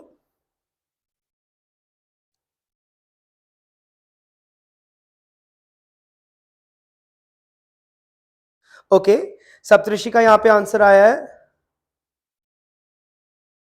सप्तऋषि का आंसर आया है 2 mm। ओके, सप्तऋषि कह रहे हैं 2 mm हो जाएगा। ठीक है, ठीक है। Anybody else? और किसी का कोई आंसर आ रहा है क्या? बोलो बच्चों फटाफट से, प्यारे बच्चों बताओ। ओके, आंसर का भी आंसर है सर 2 mm Hg हो जाएगा। ठीक है। और कोई? Anybody else?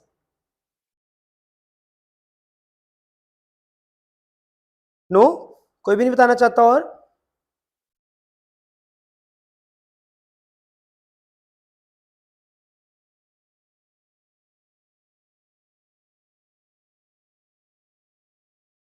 ठीक है, दो ही लोगों ने आंसर दिया है। क्या बाकी लोग नहीं देंगे आंसर मुझको आज? क्या बाकी लोग मुझसे नाराज हैं? ओके ओके, अमन कुमार का भी आंसर आया सर 2, विष्णु मोहन गुप्ता 2, ठीक है ठीक है। बहुत सारे लोगों का मैं आंसर देख पा रहा हूं कि 2 आ रहा है, ठीक है ठीक है। किसी का 2 से कुछ अलग है तो बता दो, ठीक है जी। अब यहां पे मैं देख पा रहा हूं कि new value of vapour pressure जो ज्यादातर पब्लिक को लग रही है, that is new vapour pressure. New vapour pressure आप लोगों को लग रहा है 2 mmHg, है ना? अब आप लोगों ने कैसे किया? अब आप लोगों ने ऐसे किया होगा, इसको देखो, ठीक है। 2 2 2 2, पूजा का भी आंसर 2 है, बसंत का भी आंसर 2 है, ठीक है। ज्यादातर लोगों को आंसर 2 लग रहा है, बहुत अच्छी बात है। और देखो बच्चों, जिन लोगों ने भी आंसर 2 निकाला उन्होंने कैसे किया होगा? अब देखो, अब हमें पता है कि टेम्परेचर इज कांस्टेंट, ठीक है। तो अब ऑब्वियस सी बात है, हमें इक्वेशन क्या आती है? PV equals to NRT. ये सारी के सारी चीज को क्या बोल दिया है? यह सारी के सारी चीज आज क्या हो चुकी है? कांस्टेंट हो चुकी है। सो यानी कि P1 V1 is equals to P2 V2, right? So P1 कितना दे रखा है? P1 दे रखा है 4, और V2 कितना? V1 दे रखा है 2, ठीक है। और P2 हमको निकालना है, और V2 कितना दे रखा है? V2 दे रखा है, कहता है डबल कर दिया, यानी कि आज ये कितना हो गया? 4 हो गया।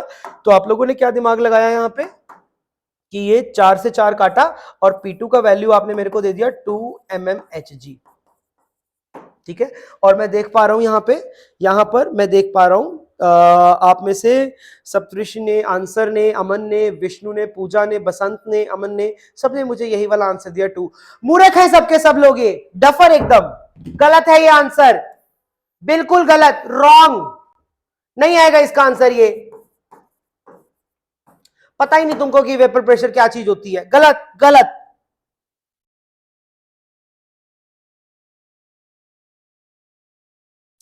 ठीक है, गलत आंसर दिया है आप लोगों ने, वेरी वेरी बैड, डिसअपॉइंटिंग। चलो, इसका मतलब तुमको वेपर प्रेशर सीखने की बहुत ज्यादा जरूरत है। देखो यहां पे आओ, सीखो पहले वेपर प्रेशर होती क्या चीज है, उसके बाद फिर इस क्वेश्चन पे हम वापस जाएंगे। We will go back to this question, but firstly we will learn, firstly we will understand कि वेपर प्रेशर क्या होगा। ओके ठीक है, अब देखो बच्चों, वेपर प्रेशर क्या चीज होती है, सबसे पहले वेपर प्रेशर को समझेंगे, ठीक है जी। देखो वेपर प्रेशर होता क्या है, आओ वेपर प्रेशर को हम लोग एक बार डेप्थ में समझते हैं कि वेपर प्रेशर बला क्या है। देखो बच्चों, पहली बात एक बात ध्यान रखना, वेपर प्रेशर जो टर्म डिफाइन होती है ना, याद रखना, only valid for volatile liquids, volatile liquids और सॉलिड्स, वोलाटाइल लिक्विड्स और सॉलिड्स के लिए वैलिड होती है। कहता मान के चलो कि मैंने एक कंटेनर लिया, इस तरीके का मैंने एक कंटेनर लिया। देखो बच्चों, मैं आपको समझाने जा रहा हूं, ध्यान से सुनना प्लीज। ये मैंने एक कंटेनर लिया, इसके अंदर मैंने डाला एक वोलाटाइल लिक्विड, इसके अंदर कुछ भी नहीं है बच्चों, एक मैंने वोलाटाइल लिक्विड डाल दिया, दिस इज लिक्विड ए, यह एक वोलाटाइल लिक्विड है। कॉमन सेंस की बात है ना। अब यहाँ पे लेट्स सपोज मैंने वोलाटाइल लिक्विड जो यहाँ पर ले लिया, एक ही जगह मैंने पानी ले लिया, let's suppose this is my H2O liquid. भाई H2O भी तो वोलेटाइल है। अच्छा, वोलेटाइल चीजें क्या होती हैं? वोलेटाइल हम उनको बोलते हैं जो अपने आप ही अपनी लिक्विड स्टेट को छोड़ के वेपर में चली जाएं। ऐसे सब्सटेंस जो अपने आप अपनी लिक्विड स्टेट को छोड़ के वेपर में चले जाएं, उसको हम लोग वोलेटाइल कहते हैं। और लिक्विड से वेपर स्टेट में जाने के प्रोसेस को क्या बोलते हैं हम लोग? देखो, दो शब्दों का इस्तेमाल करते हैं, मतलब ये लिक्विड जो है मेरा ऊपर की तरफ जा रहा है भाई, ऊपर की तरफ जा रहा है, तो यानी कि इसमें क्या हो रहा है? इवेपोरेशन, इवेपोरेशन बोल लीजिए या फिर वेपोराइजेशन बोल लीजिए। क्या आप मुझे बता सकते हैं इन दोनों शब्दों में क्या अंतर है?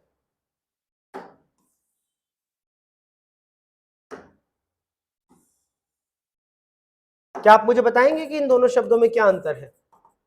कभी कभी हम इवेपोरेशन बोलते हैं, कभी कभी वेपोराइजेशन बोलते हैं, एक ही बात है क्या ये? क्या ये एक ही बात है? एक ही बात है क्या ये?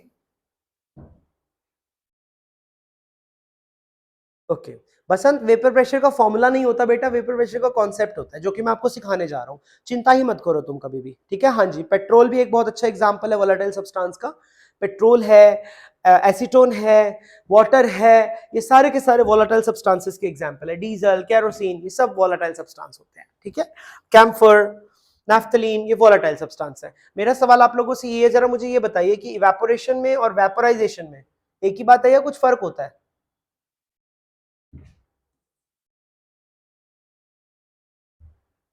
इवेपोरेशन और vaporisation, is it same or there is any difference?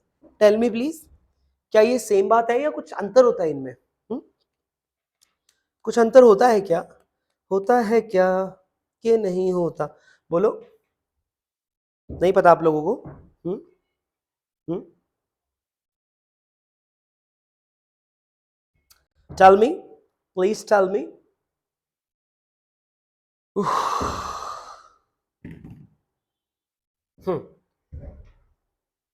कोई कुछ बता ही नहीं रहा मेरे को।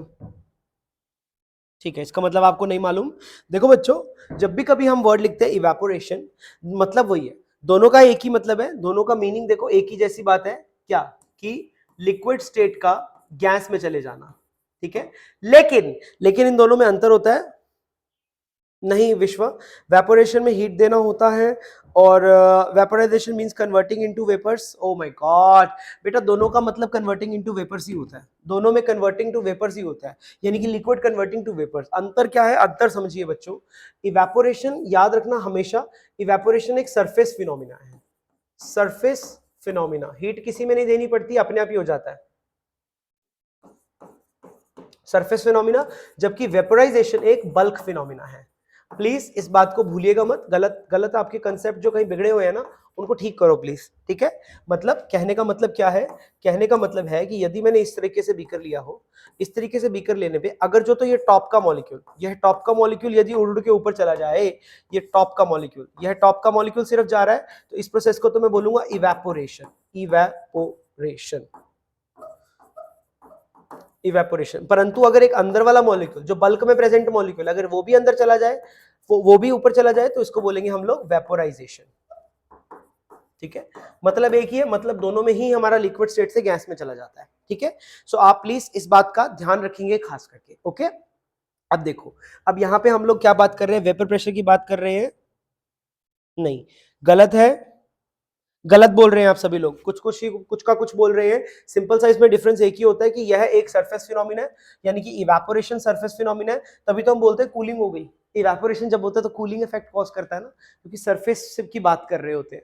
और जो वेपोराइजेशन है वो है एक बल्क फिनोमिना है। ठीक है जी, अब मेरे को ये नहीं, अब मेरे को वेपर प्रेशर डिस्कस करना था। चलो आओ मैं वेपर प्रेशर डिस्कस कर लेता हूँ एक फ्लो में, तो फिर उसके बाद आप एक साथ डाउट्स लेना बच्चों। ठीक है, मान के चलो कि इस तरीके से मेरे पास एक कंटेनर था, इस कंटेनर में H2O था, H2O लिक्विड था जो कि उड़ उड़ के ऊपर जा रहा था, ऐसे ऐसे करके ऊपर जा रहा था। ये ऊपर जाने के प्रोसेस को, अगर आपको इतराज ना हो तो ऊपर जाने के प्रोसेस को मैं बोल सकता हूँ वेपोराइजेशन। वेपोराइजेशन बोल दिया मैंने इन जनरल। ठीक है, ऊपर जाने का process is called as vaporisation. अब एक बात बताओ, मॉलिक्यूल्स कुछ समय बाद इसके अंदर कुछ ना कुछ इकट्ठे होने शुरू हो जाएंगे। अरे एक मूवमेंट ऐसा भी तो आएगा, एक मूवमेंट ऐसा भी तो आएगा कि हमारे ये जो टॉप वाले मॉलिक्यूल्स हैं वो इस कंटेनर की वॉल से चिपकेंगे, और वॉल से जब चिपकेंगे तो अल्टीमेटली कहां गिरेंगे? नीचे को गिरेंगे। अरे बोलो, नीचे को गिरेंगे। इस नीचे गिरने के प्रोसेस को मैंने नाम क्या दिया? इस नीचे गिरने के प्रोसेस को मैंने नाम दिया कंडेंसेशन। राइट है? अरे राइट है कि नहीं है? राइट है। अब एक दिन बच्चों ऐसा हो जाएगा, एक दिन प्यारे बच्चों ऐसा मौसम आएगा कि हमारे पास लेट सपोज 50 मॉलिक्यूल लिक्विड के उठ के पहले वेपर में गए, राइट, 12 मॉलिक्यूल्स ऊपर टकराए और नीचे गिर गए, तो 38 मॉलिक्यूल हमारे पास वेपर फेज में रह गए। फिर से नीचे से 12 मॉलिक्यूल्स ऊपर गए, फिर से 12 वाले ऊपर मॉलिक्यूल नीचे आ गए, यानी कि इवेपोरेशन जो हो रही है, यानी कि वेपराइजेशन जो हो रही है और जो कंडेंसेशन हो रही है, एक दिन ऐसा आएगा कि दोनों इक्विलिब्रियम में आ जाएंगी, यानी कि जितनी रफ्तार से इवेपोरेशन होगा उतनी रफ्तार से कंडेंसेशन भी होना शुरू हो जाएगा, क्योंकि स्पेस तो फिक्स ही है ना जहां पे वेपर्स ने कलेक्ट होना है, उस स्पेस में ज्यादा से ज्यादा कैसे कलेक्ट हो पाएंगे? So what do I mean to say कि वेपर, तो मतलब यहां पे जब ऐसा काम होगा तो यहां पे वेपर्स मॉलिक्यूल कलेक्ट हो जाएंगे, वही वेपर मॉलिक्यूल क्या एग्जर्ट करेंगे? प्रेशर एग्जर्ट करेंगे। देखो, सो फॉर्मूला, द डेफिनेशन क्या बनेगी? द प्रेशर, ध्यान से सुनना बच्चों, very very important, the pressure exerted by vapor molecules, vapor के molecules, the pressure exerted by vapor molecules on the liquid surface। बहुत सारी पब्लिक यही तक डेफिनेशन समझती है इसकी, बट ये इनकम्प्लीट डेफिनेशन है। ठीक है, यानी कि वेपर प्रेशर तभी होगा जब सॉलिड और लिक्विड दोनों लिक्विड और वेपर दोनों इक्विलिब्रियम में होंगे। एब्सोल्यूट कभी भी गैस का वेपर प्रेशर तो होगा ही नहीं बेटा, तो गैस के साथ साथ उसी के साथ का लिक्विड भी प्रेजेंट होना चाहिए, तभी वेपर प्रेशर डिफाइंड है, अदरवाइज वेपर प्रेशर की बात नहीं की जाएगी। ओके, सो यहां पे the pressure exerted by the vapour molecules on the liquid surface when when, ये व्हेन वाली बात बड़ी इंपॉर्टेंट है, when the process of, when the, ऐसे लिख लो, when the rate of vaporisation becomes equals to rate of condensation के rate के बराबर हो जाए। अभी भी डेफिनेशन पूरी नहीं है। एट कांस्टेंट टेम्परेचर, ये कांस्टेंट टेम्परेचर वाली बात सारी जान इसी में छुपी हुई है, एट कांस्टेंट टेम्परेचर। अगर तुम टेम्परेचर ही बदलते रहोगे ना तो भैया कुछ गेम नहीं पता चलेगा तुमको, क्योंकि जब टेम्परेचर तुमने बदल दिया तो तुमने फॉरवर्ड और बैकवर्ड रिएक्शन को शिफ्ट कर दिया ना। सो यानी कि अगर मेरे को इस चीज को ही मैथमेटिकली लिखना हो, सो मैथमेटिकली मैं कैसे लिखूंगा, देखो जरा ध्यान से, ठीक है। मैथमेटिकली में how can I can right कि H2O liquid is in equilibrium with H2O gas. अरे सही बात है कि नहीं है? इस तरीके से हमारा बन जाएगा, ठीक है। And equilibrium is only altered by the change in temperature. समझ आया? सो बेसिकली मैंने क्या सीखा यहां से, तो मैंने ये सीखा कि वेपर प्रेशर क्या चीज है। वेपर प्रेशर को अगर मुझे मैथमेटिकली लिखना हो तो मैं कैसे लिख सकता हूं, लिख सकता हूं कि H2O liquid is in equilibrium with H2O gas. अभी देखना, मजे देखना, अभी देखना जादू होएगा। अब मुझे पता है कि अगर कोई भी चीज इक्विलिब्रियम में हो तो उनके लिए कांस्टेंट डिफाइन करते हैं, इक्विलिब्रियम कांस्टेंट, जो कि Kp भी हो जाता है। अरे Kp हो जाता है, बोलो बोलो बोलो, Kp। अब Kp क्या होता है? Kp is the pressure of products divide by pressure of reactants. सही है। अब मैं ऊपर वाली इक्वेशन के अकॉर्डिंग इसको लिखना चाहूंगा, तो बताओ मेरे को क्या प्रेशर ऑफ प्रोडक्ट्स पे यहाँ पे प्रेशर ऑफ H2O आ जाएगा कि नहीं आ जाएगा? और नीचे तो 1 ही आ जाएगा। अरे क्योंकि यहाँ पे तो है ही लिक्विड। अरे यहाँ पे H2O आ गया, यहाँ पे 1 आ गया, तो यानी कि Kp क्या बना? Kp is nothing but pressure of H2O, which is again in turn nothing but vapor pressure। यही तो प्रेशर हमारा वेपर प्रेशर था। अरे यही पानी तो हमारा वेपर प्रेशर था। तो इससे हमें क्या सीखने को मिला? इससे हमें एक बहुत ही प्यारी बात सीखने को मिली बच्चों। क्या? इससे बहुत प्यारी बात सीखने को मिली कि vapour pressure is like a constant. क्योंकि वेपर प्रेशर की जो वैल्यू आ रही है वो किसके ऊपर आ रही है? इक्विलिब्रियम कांस्टेंट पे आ रही है। अरे एक तरह का इक्विलिब्रियम कांस्टेंट हो गया। तो इसका क्या मतलब है? इसका यही मतलब है कि वेपर प्रेशर, अब मुझे पता है, अब ध्यान से देखना, अब जो इक्विलिब्रियम कांस्टेंट होता है, के equilibrium can only altered by change in temperature. सही है। सो यानी कि सिर्फ एक ही फैक्टर ऐसा है जो कि वेपर प्रेशर को भी चेंज कर सकता है, दैट इज टेम्परेचर। ठीक है। सो यानी कि इससे हमें क्या स्टेटमेंट मिली लास्ट में? यानी कि vapour pressure can only be affected by change in temperature, और कोई भी नहीं, और किसी भी फैक्टर में इतनी औकात नहीं है कि वेपर प्रेशर को हिला के दिखा दे। अब आ जाओ क्वेश्चन पे वापस आ जाओ। इसमें हमने क्या किया बच्चों? इस क्वेश्चन को तुमने, ठीक है, अब रट्टा मारने की कोई जरूरत नहीं है। देखो बच्चों, अब इसको हम लोग अप्लाई करके देखते हैं। अब देखो क्वेश्चन देखो, कहता था vapour pressure was found to be 4 mmHg in the 2 litre container at 273, है ना। पूरे प्रोसेस के दौरान मैंने टेम्परेचर बदला। अरे बदला कि नहीं बदला? नहीं बदला।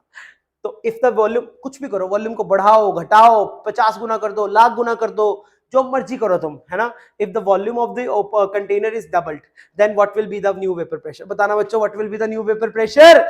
Vapour pressure will be 4 mmHg। New vapour pressure भी बच्चों कितना रहेगा?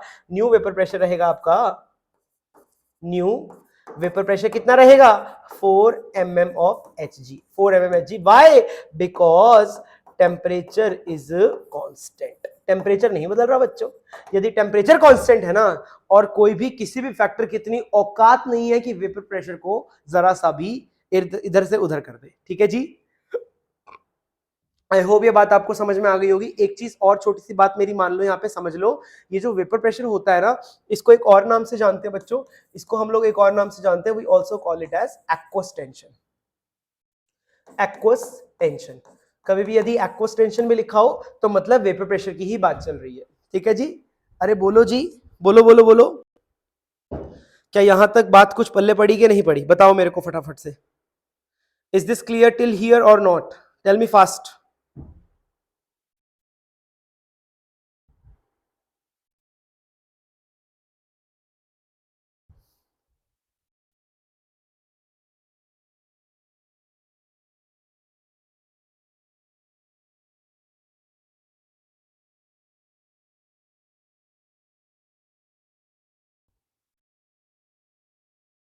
हाँ जी भाई, बोलो, am I clear to you or not? फटाफट बोलो। बिल्कुल सेम, ठीक है। वेपर प्रेशर बिल्कुल नहीं बदलेगा, वेपर प्रेशर सेम रहेगा, ठीक है। सो वेपर प्रेशर असल में इक्विलिब्रियम कांस्टेंट आपको कोई नहीं बताएगा। वेपर प्रेशर इतना इतना कमाल का चीज है ना कि वो एक इक्विलिब्रियम कांस्टेंट है और आप उसको इतना हल्के में ले लेते हो। हल्के में लेने लायक चीज नहीं है वेपर प्रेशर। वेपर प्रेशर असल में एक इक्विलिब्रियम कांस्टेंट है, ठीक है। सो वेपर प्रेशर को ट्रीट करेंगे इक्विलिब्रियम की तरह। अरे बोलो, ठीक है। समझ में आया कि नहीं आया?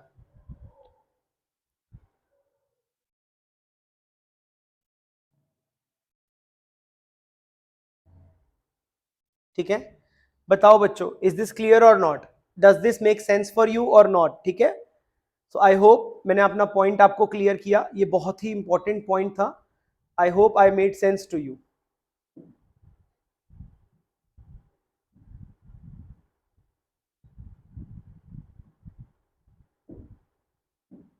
ठीक है जी, so I hope it is clear. चलो अब अगली बात करते हैं हम लोग, that is the properties of vapour pressure. Properties of vapour vapour pressure, properties of vapour pressure. आओ देखते हैं, मजे करते हैं अब इसको। प्रॉपर्टीज ऑफ वेपर प्रेशर देखिए हम लोग, मजा आने वाला है प्रॉपर्टीज ऑफ वेपर प्रेशर में। सबसे पहली property, vapour pressure is a constant and it only depends upon temperature. केवल टेम्परेचर पे डिपेंड करता है। और एक बात का आपने और ध्यान रखना है कि vapour pressure is directly proportional to temperature होता है। अगर आप अरे भैया टेम्परेचर बढ़ाओगे तो ज्यादा वेपर्स नहीं बनेंगे, कॉमन सेंस की बात है ये तो, है ना। नेक्स्ट पॉइंट, ठीक है, vapour pressure do not depends upon the amount of liquid, ठीक है, नहीं करता depend. Third, vapour pressure do not depends on shape और size of कंटेनर। शेप और साइज ऑफ कंटेनर पे डिपेंड नहीं करता। बोलो भाई, ये सारी कहानी अगर आपको समझ में आ गई हो तो ठीक है, कुछ डाउट है तो पूछ लीजिए, ठीक है। आई होप ये सारी बात समझ में आ गई होगी। बहुत ही कमाल की चीज है वेपर प्रेशर, ठीक है भाई। अरे बोलो भाई, बोलो बोलो बोलो, ठीक है। आई होप आपको मैं अपना ये पॉइंट क्लियर कर पाया होगा। एक चीज जो मेरा और बताने का आपको मन है, जो कि बहुत ही ज्यादा इंटरेस्टिंग है, आइए उसको भी देख लेते हैं एक बार, ठीक है। प्रेशर ऑफ गैस को तो अभी हम पढ़ेंगे ही पढ़ेंगे। तो अभी हमने शुरू किया था, स्टार्टिंग में हमने तीन बातें बताई थी आपको। एक होता है एटमॉस्फेरिक प्रेशर, एक होता है वेपर प्रेशर, एक होता है pressure of the gas in a container.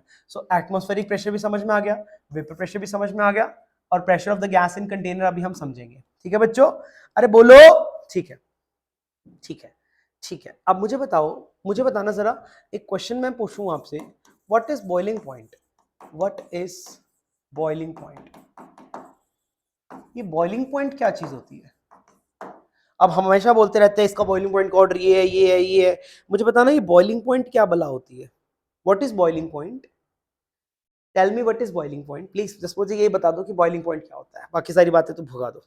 Sir it means if the volume of the liquid is increased then the vapour pressure would be same. Yes Khushi Rana, exactly. Volume of liquid पे vapour pressure depend करता ही नहीं है। Vapour pressure सिर्फ और सिर्फ depend करता है किस पे? टेम्परेचर पे, ठीक है।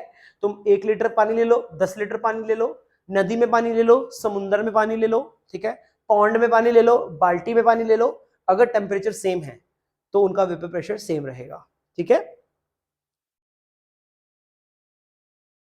संदीप पूछ रहे गैस का यूनिफॉर्म मिक्सचर क्या होता है? बेटा एयर। गैसेस आपस में मिक्स होती है, यूनिफॉर्मली डिस्ट्रीब्यूट होती है ना।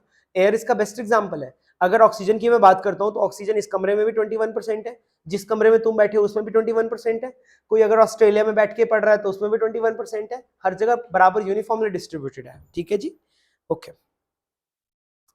Yes, anybody else has any problem till here?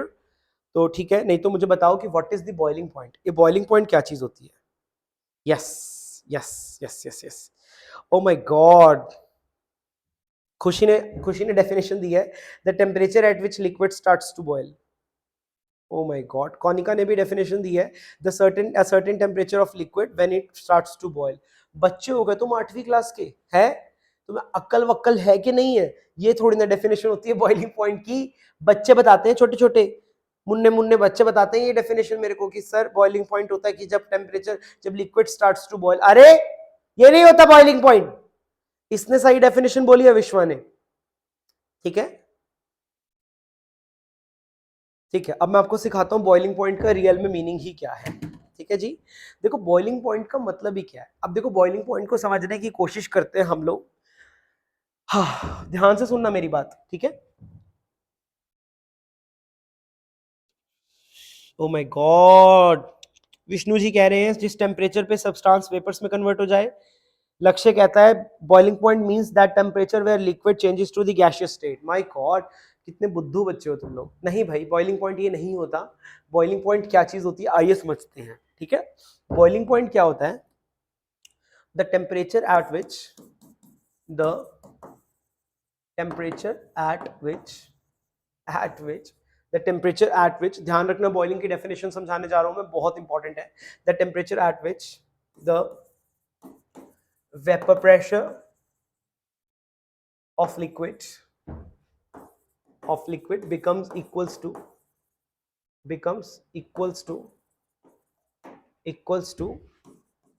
external pressure।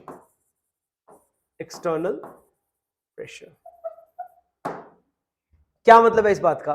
कहता था ऐसा टेम्परेचर जहां पे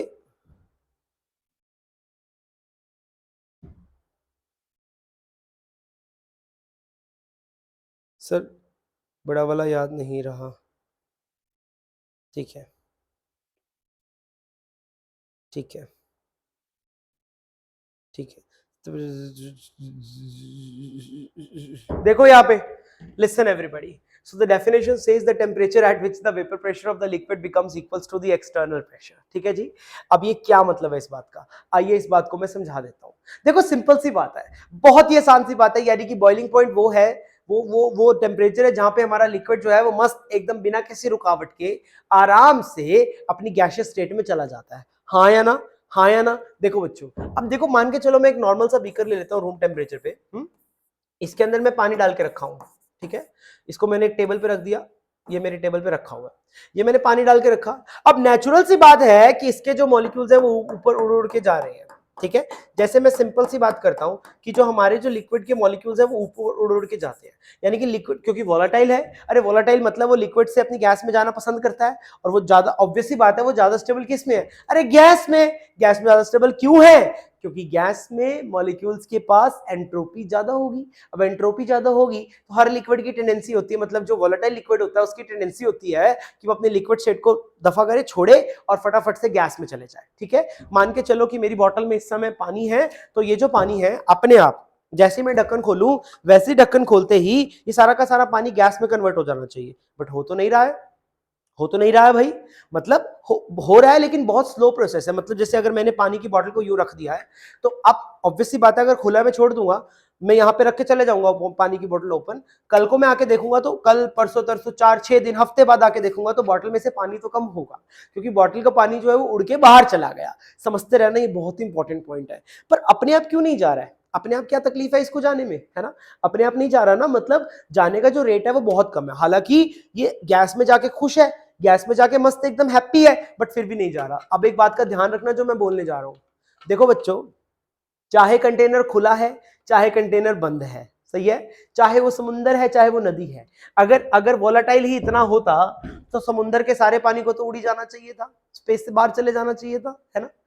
लेकिन याद रखना, कोई भी कंटेनर रियल में ओपन है ही नहीं। हर कंटेनर के ऊपर एक लिड लगी हुई है, और उस लिड का नाम क्या है बच्चों? एटमॉस्फेयर।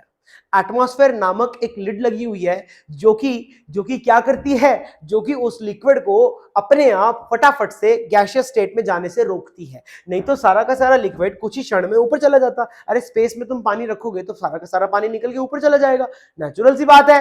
अरे हाया ना।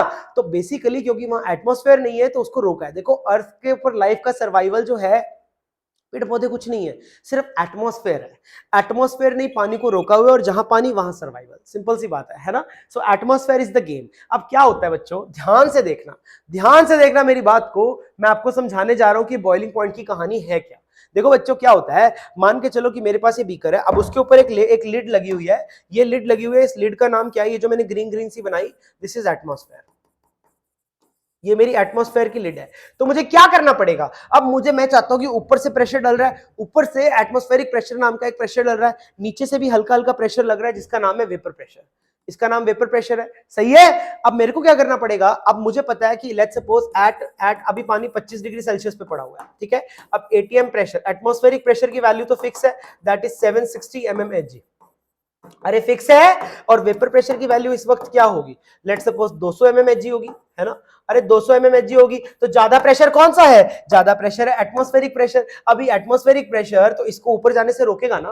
अब मैंने क्या किया, मैंने टेम्परेचर को बढ़ाया, एट 80 डिग्री सेल्सियस कर दिया, तो एटमॉस्फेरिक प्रेशर तो बदलेगा नहीं, एटमॉस्फेरिक प्रेशर आज भी कितना है 760 mmHg, देखते जाना जादू।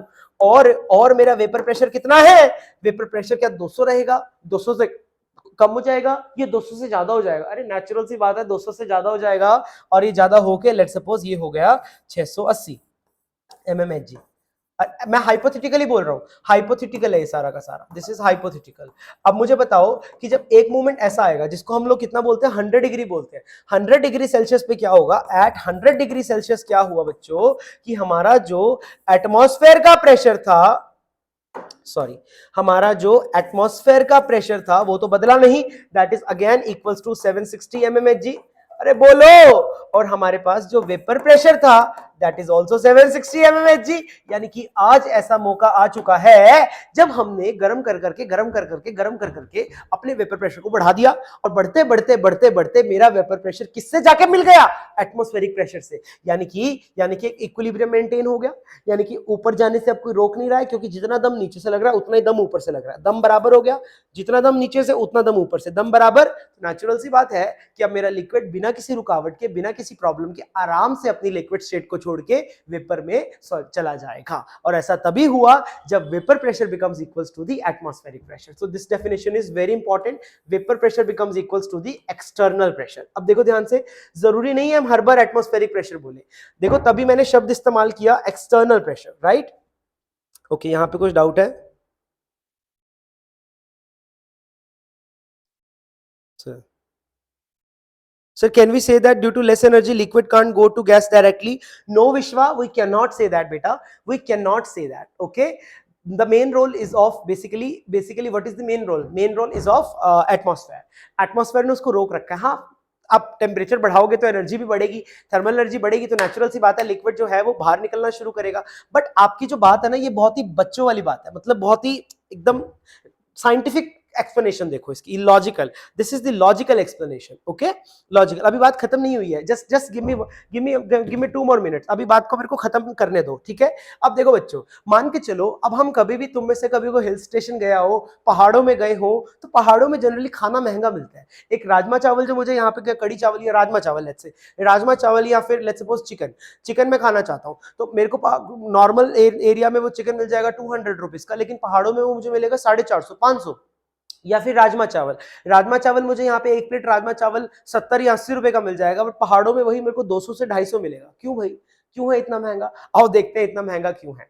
देखो बच्चों, मान के चलो कि ये मेरे पास अर्थ का पूरा ये अर्थ है, इस तरीके से अर्थ होती है, ठीक है, या फिर इस तरीके से मत बनाओ, आप ऐसे बना लो। लेट्स सपोज ये मेरी अर्थ का सरफेस है, ठीक है, ये मेरा अर्थ का सरफेस है पूरा का पूरा, ये तो मेरा प्लेन हो गया, यहाँ पे मैं खड़ा हूं, ठीक है। यहां पर भी मेरे पास एक कंटेनर है, कंटेनर में मेरे पास क्या कुक हो रहा है, राजमा कुक हो रहा है, ठीक है, यहां पे कुकिंग हो रही है। अब ये क्या है, ये है पहाड़, सही है। पहाड़ पे भी मैं खड़ा हूं, थोड़ा सा ना इसको नीचे ले आते हैं, थोड़ा सा ना इस पूरी पहाड़ और इसको नीचे ले आता हूं मैं थोड़ा सा, ये लो, सही है, ऐसा है। अब मैं पहाड़ पर खड़ा हूं, ये लो, मैं पहाड़ पर खड़ा हूं, और पहाड़ पर भी मैं यहाँ पे आग लगा के राजमा को कुक कर रहा हूं, इसमें भी मेरा राजमा कुक हो रहा है, ठीक है जी। अरे बोलो, ये मेरे पास क्या है, ये मेरे पास एटमॉस्फेयर है। एटमॉस्फेयर यहीं तक ही होगा ना, इसके बाद तो स्पेस शुरू हो जाएगा। ये सारा का सारा ये स्पेस है, ठीक है भाई, ये स्पेस है, ये मेरा सारा का सारा एटमॉस्फेयर है। ये दिख रहा है तुमको, ये दिख रहा है तुमको एटमॉस्फेयर है। अब यहां पर जो एटमॉस्फेयर लग रहा है उसकी हाइट कितनी है, लगभग इतनी, अरे इतनी है, यानी कि यहां पर जो मेरे को प्रेशर लगेगा that is 760 mm of Hg। अरे बोल दो भाई, ठीक है। और यहां पर जो मुझे प्रेशर लगेगा, मुझे बताओ जरा, जो एटमॉस्फेयर प्रेशर की वैल्यू हो जाएगी, पहाड़ पे जब मैं खड़ा हूं तो एटमॉस्फेयर प्रेशर की वैल्यू क्या होगी, कम होगी ज्यादा होगी? अरे कम होगी, क्योंकि एटमॉस्फेयर की लेयर तो ऊपर छोटी बची है ना, एटमॉस्फेयर की छोटी सी लेयर बची है ऊपर। सही है। देखो बच्चों, ऐसी ऐसी चीजों को आपको समझ आना चाहिए। आप लोग एमएससी करने जा रहे हो केमिस्ट्री में या कर रहे हो, अगर आपको इन सब छोटी चीजों की एक्सप्लेनेशन की अकल नहीं है ना, तो तुम्हारे बस की बात नहीं है भाई। तुमसे कोई छोटा भाई बहन पूछ ले कि कैसे होता है, तुम्हें पता ही नहीं होगा, तो फिर तुम्हारी क्या जिंदगी, बकवास एकदम। तो इसलिए समझो।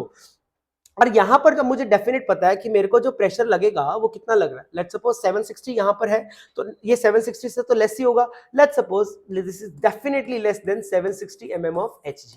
सही है।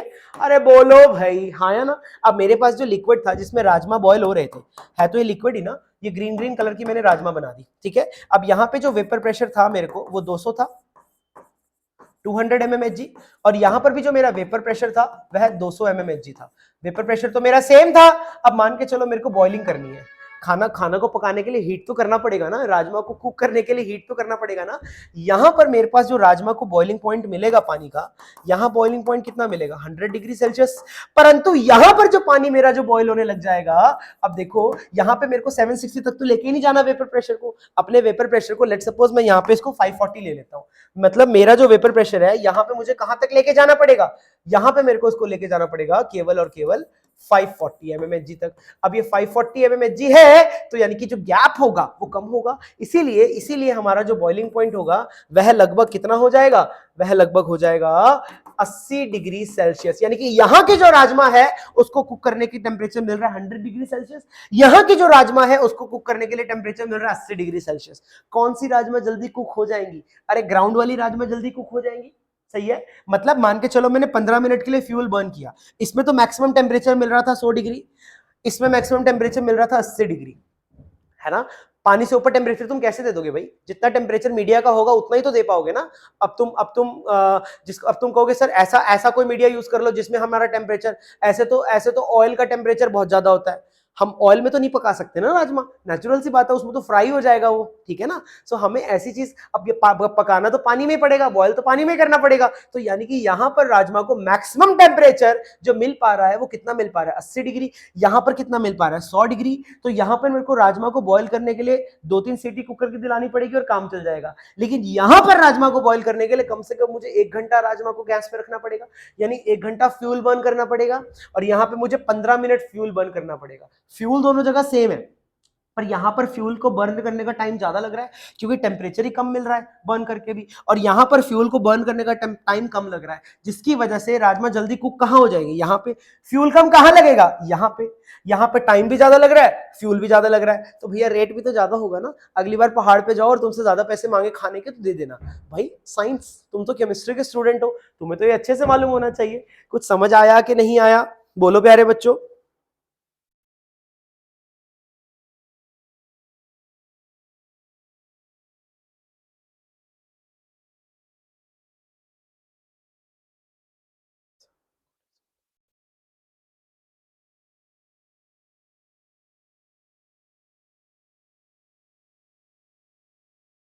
नहीं नहीं नहीं नहीं, ये जैम का नहीं है, नो साहब, ये तो बेसिक केमिस्ट्री है बेटा, ठीक है। ये तो आपको हर जगह चाहिए, ठीक है। बोलो भाई, समझ में आया कि नहीं आया? Do you understand my point और नॉट? ये तो हर जगह बेसिक्स बेसिक है कुमार साहब, ये तो हर जगह आपको चाहिए होगा, ठीक है। Okay, I will get back to you later. पहले मुझे बताओ ये कॉन्सेप्ट समझ में आया कि नहीं आया? Is it clear or not? Is it clear or not clear? बोलो फटाफट से। क्या आपको मेरी बात समझ में आई कि नहीं आई? कुछ घुसा तुम्हारे दिमाग में? कुछ घुसा बॉइलिंग पॉइंट का रियली में मतलब समझ में आया कि नहीं आया? मेरे को बताओ, एक बार क्लियर कर दो फटाफट से। किसी को कोई समस्या है तो पूछो फटाफट।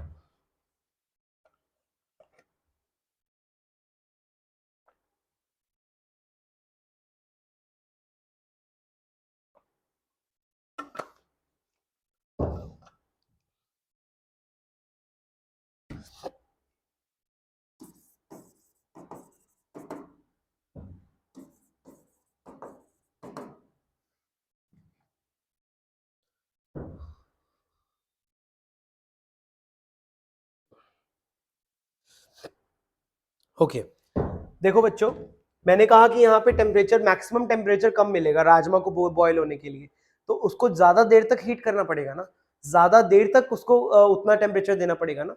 एक चीज को पकाना है हमें, पकाने के सम टर्म्स में समझो, ज्यादा टेम्परेचर मिल रहा है तो जल्दी पक जाएगी, कम टेम्परेचर मिल रहा है तो टाइम लगेगा ना पकने में, ठीक है ऐसे, ठीक है। तो this was about the boiling point, I hope आपको बॉइलिंग पॉइंट का कॉन्सेप्ट क्लियर हो गया होगा, ठीक है। तो मतलब the temperature at which the vapor pressure of the liquid becomes equals to the atmospheric pressure, ठीक है। अब मैं ना आपको एक बहुत ही सिंपल सी एक बात बताने जा रहा हूं, ध्यान से देखना प्लीज, ठीक है। इट्स अ वेरी इंपॉर्टेंट, ठीक है, इट्स वेरी इंपॉर्टेंट पॉइंट जो कि आपको यहां पर समझना चाहिए। देखो बच्चों, जब भी मैं बॉइलिंग पॉइंट की बात करता हूं ना, तो इसीलिए मुझे बॉइलिंग पॉइंट से क्या समझ में आया, बॉइलिंग पॉइंट से मेरे को समझ में आया कि मेरा जो वेपर प्रेशर है ना, मुझे किसी ना किसी तरीके उसको बराबर करना पड़ेगा एक्सटर्नल प्रेशर के, एक्सटर्नल प्रेशर के, ठीक है। अब इसके दो तरीके हैं, टू मेथड्स, ये दो मेथड्स हैं। टू मेथड्स क्या है, जनरली ये लेस होता है, ये लेस होता है हमेशा, जनरली ऐसा ही होता है बच्चों कि ये वाला हमारा लो होता है, ये लो होता है और ये हाई होता है। अब ऐसा करने के टू मेथड्स है। Number one method, by increasing the vapour pressure, by increasing the vapour pressure by increasing temperature, by increasing temperature. अरे दूसरा मेथड क्या हो सकता है, देखो इन दोनों को बराबर ही करना गोल है ना, देखो दो चीजों को बराबर कैसे कर सकते हैं, या तो एक को बढ़ा ले या दूसरे को घटा भी तो सकते हैं, है कि नहीं। So by lowering the external pressure, external pressure, और एक्सटर्नल प्रेशर को लोअर कैसे करेंगे, बाय यूजिंग वैक्यूम। ये भी बहुत इंपॉर्टेंट पॉइंट। अब जैसे मैं तुमको बोलूं कि हमारा जो लिक्विड है वो बॉयल होने लग गया 40 डिग्रीज पे, तब भी तुम्हें दिक्कत हो जाएगी, ठीक है। चलो अब मैं एक चीज आपको दिखाने जा रहा हूं, यहाँ पे बहुत ही इंटरेस्टिंग सी बात है। सर हिल स्टेशन पे बॉइलिंग पॉइंट लेस तो इजीली बॉयल हो जाना चाहिए, इसको एक बार एक्सप्लेन कर दीजिए। ओके बच्चों, माय गॉड कितना, ठीक है। देखो बच्चों, यहाँ पे इजीली बॉयल हो रहा है, इजीली बॉयल हो रहा है, लेकिन बॉइलिंग पॉइंट भी कितना मिल रहा है, 80 डिग्री मिल रहा है ना। अरे सब सोचो ना, मैक्सिमम जो बॉइलिंग टेम्परेचर मिल रहा है वो 80 डिग्री मिल रहा है ना, यानी कि जो मेरा फूड है, कोई भी फूड है, उसको मैक्सिमम टेम्परेचर कितना मिल पा रहा है, 80, राइट। 80 मैक्सिमम टेम्परेचर मिल पा रहा है, तो उसको पकना, खाने को पकने के लिए जितना ज्यादा टेम्परेचर दोगे उतना ज्यादा अच्छा। अरे हाँ कि ना, तो बस इस वजह से खाना देर से पकेगा, ये बताया बस मैंने, ठीक है। ओके ठीक है। अब मैं ना आपको एक बहुत ही मस्त सा एक चीज दिखाने जा रहा हूं, जिससे कि आपके कंसेप्ट्स एकदम क्लियर हो जाएंगे। जस्ट पहले तो बताओ मुझको, ये वाली बात क्लियर है कि नहीं है। हम लोग यहाँ पे एक बहुत ही इंटरेस्टिंग कॉन्सेप्ट करने जा रहे हैं।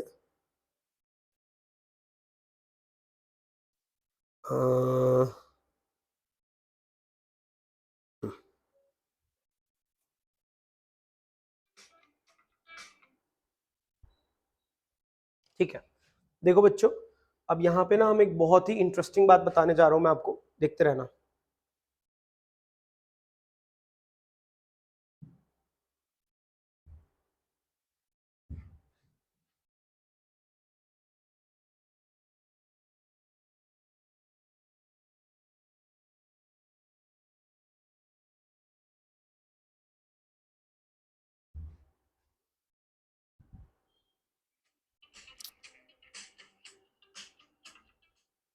See, I have some water.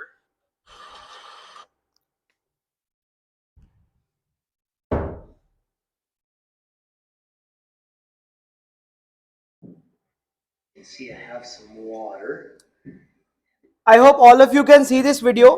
एक बार मुझे बता दो सब लोगों को ये वीडियो दिख रहा है कि नहीं दिख रहा। देखना, ध्यान से देखना, ध्यान से देखना, मैं आपको ये वीडियो सिखाने जा रहा हूं।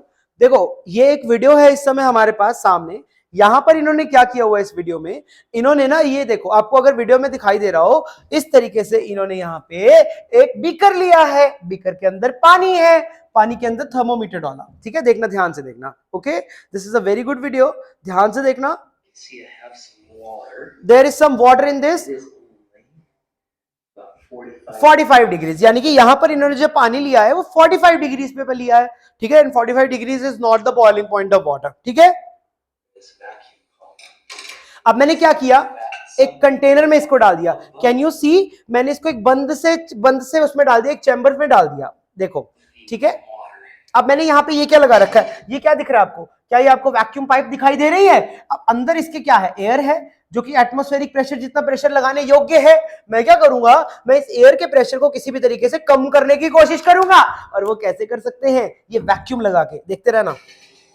ये देखो, ये देखो, वैक्यूम लगा है, वैक्यूम लगा है, वैक्यूम लगा है, वैक्यूम लगा, और पानी का टेम्परेचर नहीं बढ़ा रहा हूं मैं। I am not increasing the water का टेम्परेचर।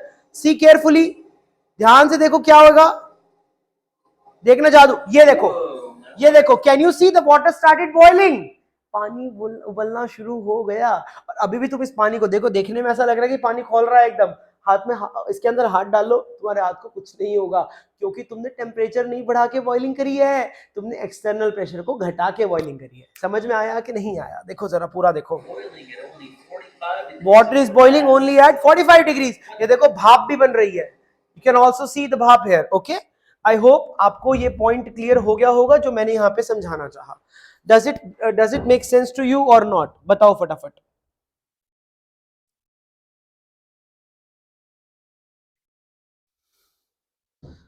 ठीक है, बताओ फटाफट से, is it clear or not clear. ठीक है, बोलो भाई, कुछ समझ में आया कि नहीं आया, क्या आपको छोटे कॉन्सेप्ट्स आज क्लियर हैं कि नहीं है, कभी दिक्कत तो नहीं होगी इसके अंदर आपको।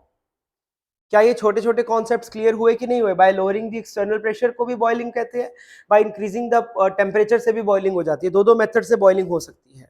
क्या आज आपको बॉइलिंग का रियल में मतलब समझ में आया या नहीं आया, बताओ प्यारे बच्चों। आई होप आपको वेपर प्रेशर की कहानी समझ में आई होगी कि वेपर प्रेशर रियल में कितनी कमाल की चीज है। ठीक है, ठीक है, कब लैब जाके करूंगा ये एक्सपेरिमेंट, मजा आ जाएगा अर्जुन जब तुम ये लैब जाके एक्सपेरिमेंट करोगे। वैक्यूम अरेंज कर लेना, करके देखना, मजा आएगा। पानी गर्म नहीं होता, हाँ बेटा पानी गर्म नहीं होगा पूजा, इसमें पानी गर्म नहीं होगा लेकिन बॉयल होगा। ठीक है, क्लियर क्लियर क्लियर, चलो गुड, क्लियर हो गया, बहुत अच्छी बात है। आई एम वेरी हैप्पी कि मैं आपको एक पॉइंट समझा पाया। आई hope it is clear now. I hope आपको मजा आया होगा ये देख के। आई होप वीडियो भी समझ में आ गई होगी जो हमने बात करी। ठीक है, ठीक है कि नहीं, ठीक है, ओके ओके जी। तो दिस वाज अबाउट दी अपना वेपर प्रेशर। अब हम वेपर प्रेशर के बाद लास्ट चीज कर लेते हैं। लास्ट चीज हमने क्या करनी थी, लास्ट चीज हमने करनी थी प्रेशर ऑफ द गैस। ठीक है, so pressure of the gas तो कुछ भी नहीं होता, प्रेशर ऑफ गैस तो बहुत ही आसान है, इसके बारे में तो पूरा चैप्टर ही हम पढ़ने वाले हैं। Pressure of gas in container, simple से डायग्राम से समझते हैं। मान के चलो कि मैंने किस तरीके से कंटेनर ले लिया,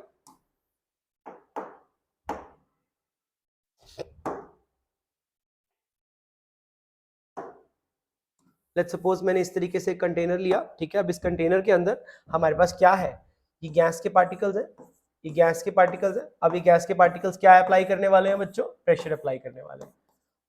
वॉल्स ऑफ कंटेनर पे प्रेशर अप्लाई करते हैं, इसी प्रेशर को प्रेशर ऑफ द गैस कहते हैं हम लोग। ठीक है, so this is the pressure of gas. ठीक है, this is the force applied by gas molecules on the walls of container। बोलो भाई, कुछ घुसा दिमाग में कि नहीं घुसा। बहुत ही आसान सी बात थी, कुछ भी मुश्किल बात नहीं थी। ठीक है, ठीक है। एक चीज ना मैं आपको एक और, मेरे को ना एक बहुत इंटरेस्टिंग सी बात याद आ रही है आपको बतानी, बहुत ही अच्छी सी बात है। पहले बताओ, जल्दी बताओ मुझे, यहां तक क्लियर हुआ कि नहीं हुआ, यहां तक क्या सब कुछ क्लियर है कि नहीं है। ठीक है, ठीक है, ओके, ग्रेट ग्रेट। ठीक है, सबके डाउट्स क्लियर हैं। नाइस एक्सपेरिमेंट सर, इजीली समझ आ गया। हाँ बिल्कुल आएगा भी ना, आएगा, इजीली समझ में आएगा, घबराने की बात नहीं है बिल्कुल भी। ठीक है, आई hope it is clear now. ठीक है जी। सो आई थिंक मैं जो नई बात शुरू करूंगा ना, that is going to be really big. So आज के लिए इतना बहुत करते हैं हम लोग, इतना बहुत है आज के लिए, ठीक है। That is enough for today. कल बताता हूँ फिर मैं वो जो बात मेरे बताने का मन है आज, ठीक है, कल बताएंगे हम उसको, ठीक है। Let's talk about it tomorrow. Tomorrow कल बात करते हैं, कल से अब हमारा मेनली शुरू हो जाएगा। आज का हमारा जो गोल था, आई होप आपको गोल क्लियर हो गया होगा। कल हम लोग शुरू कर देंगे अपना, जिसको क्या बोलते हैं हम लोग, बॉयल्स लॉ, चार्ल्स लॉ, ये सब लॉज वगैरह शुरू कर देंगे, ठीक है। लॉ वॉ की कहानी सब कुछ शुरू हो जाएगी कल, ठीक है। फिर कल कल से थोड़ा सा स्पीड पकड़ लेंगे चैप्टर की, ओके जी। बताओ बच्चों, यहाँ तक बात क्लियर है कि नहीं? दो ये लेक्चर समझ में आए हैं आपको प्रॉपरली? हाँ जी, ठीक है। आई होप वेपर प्रेशर, मैं ये नहीं कह रहा वेपर प्रेशर एक पता होनी चाहिए वैसे तो ये बात, बट बहुत सारे लोगों को नहीं पता होती है, ठीक है। आप बड़े बड़े लेवल तक और गेट में एजर्शन रीजन में क्वेश्चन पूछ सकता है किसी भी फॉर्म में, तो इसीलिए आप लोग रेडी रहे। सर वो वाटर टच करने का मन कर रहा है, बॉयल हो रहा गर्म नहीं कैसे? पूजा बॉयल हो रहा है गर्म नहीं होगा बेटा, मैंने तो किया हुआ है टच, लैब में एक्सपेरिमेंट कर सकते हो आप, ये वैक्यूम अरेंज कर लो और आप खुद भी कर सकते हो ये एक्सपेरिमेंट, ठीक है।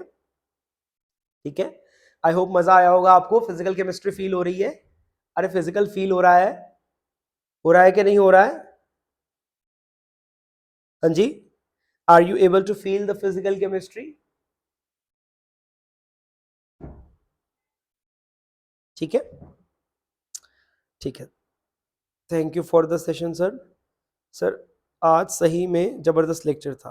ठीक है, ठीक है,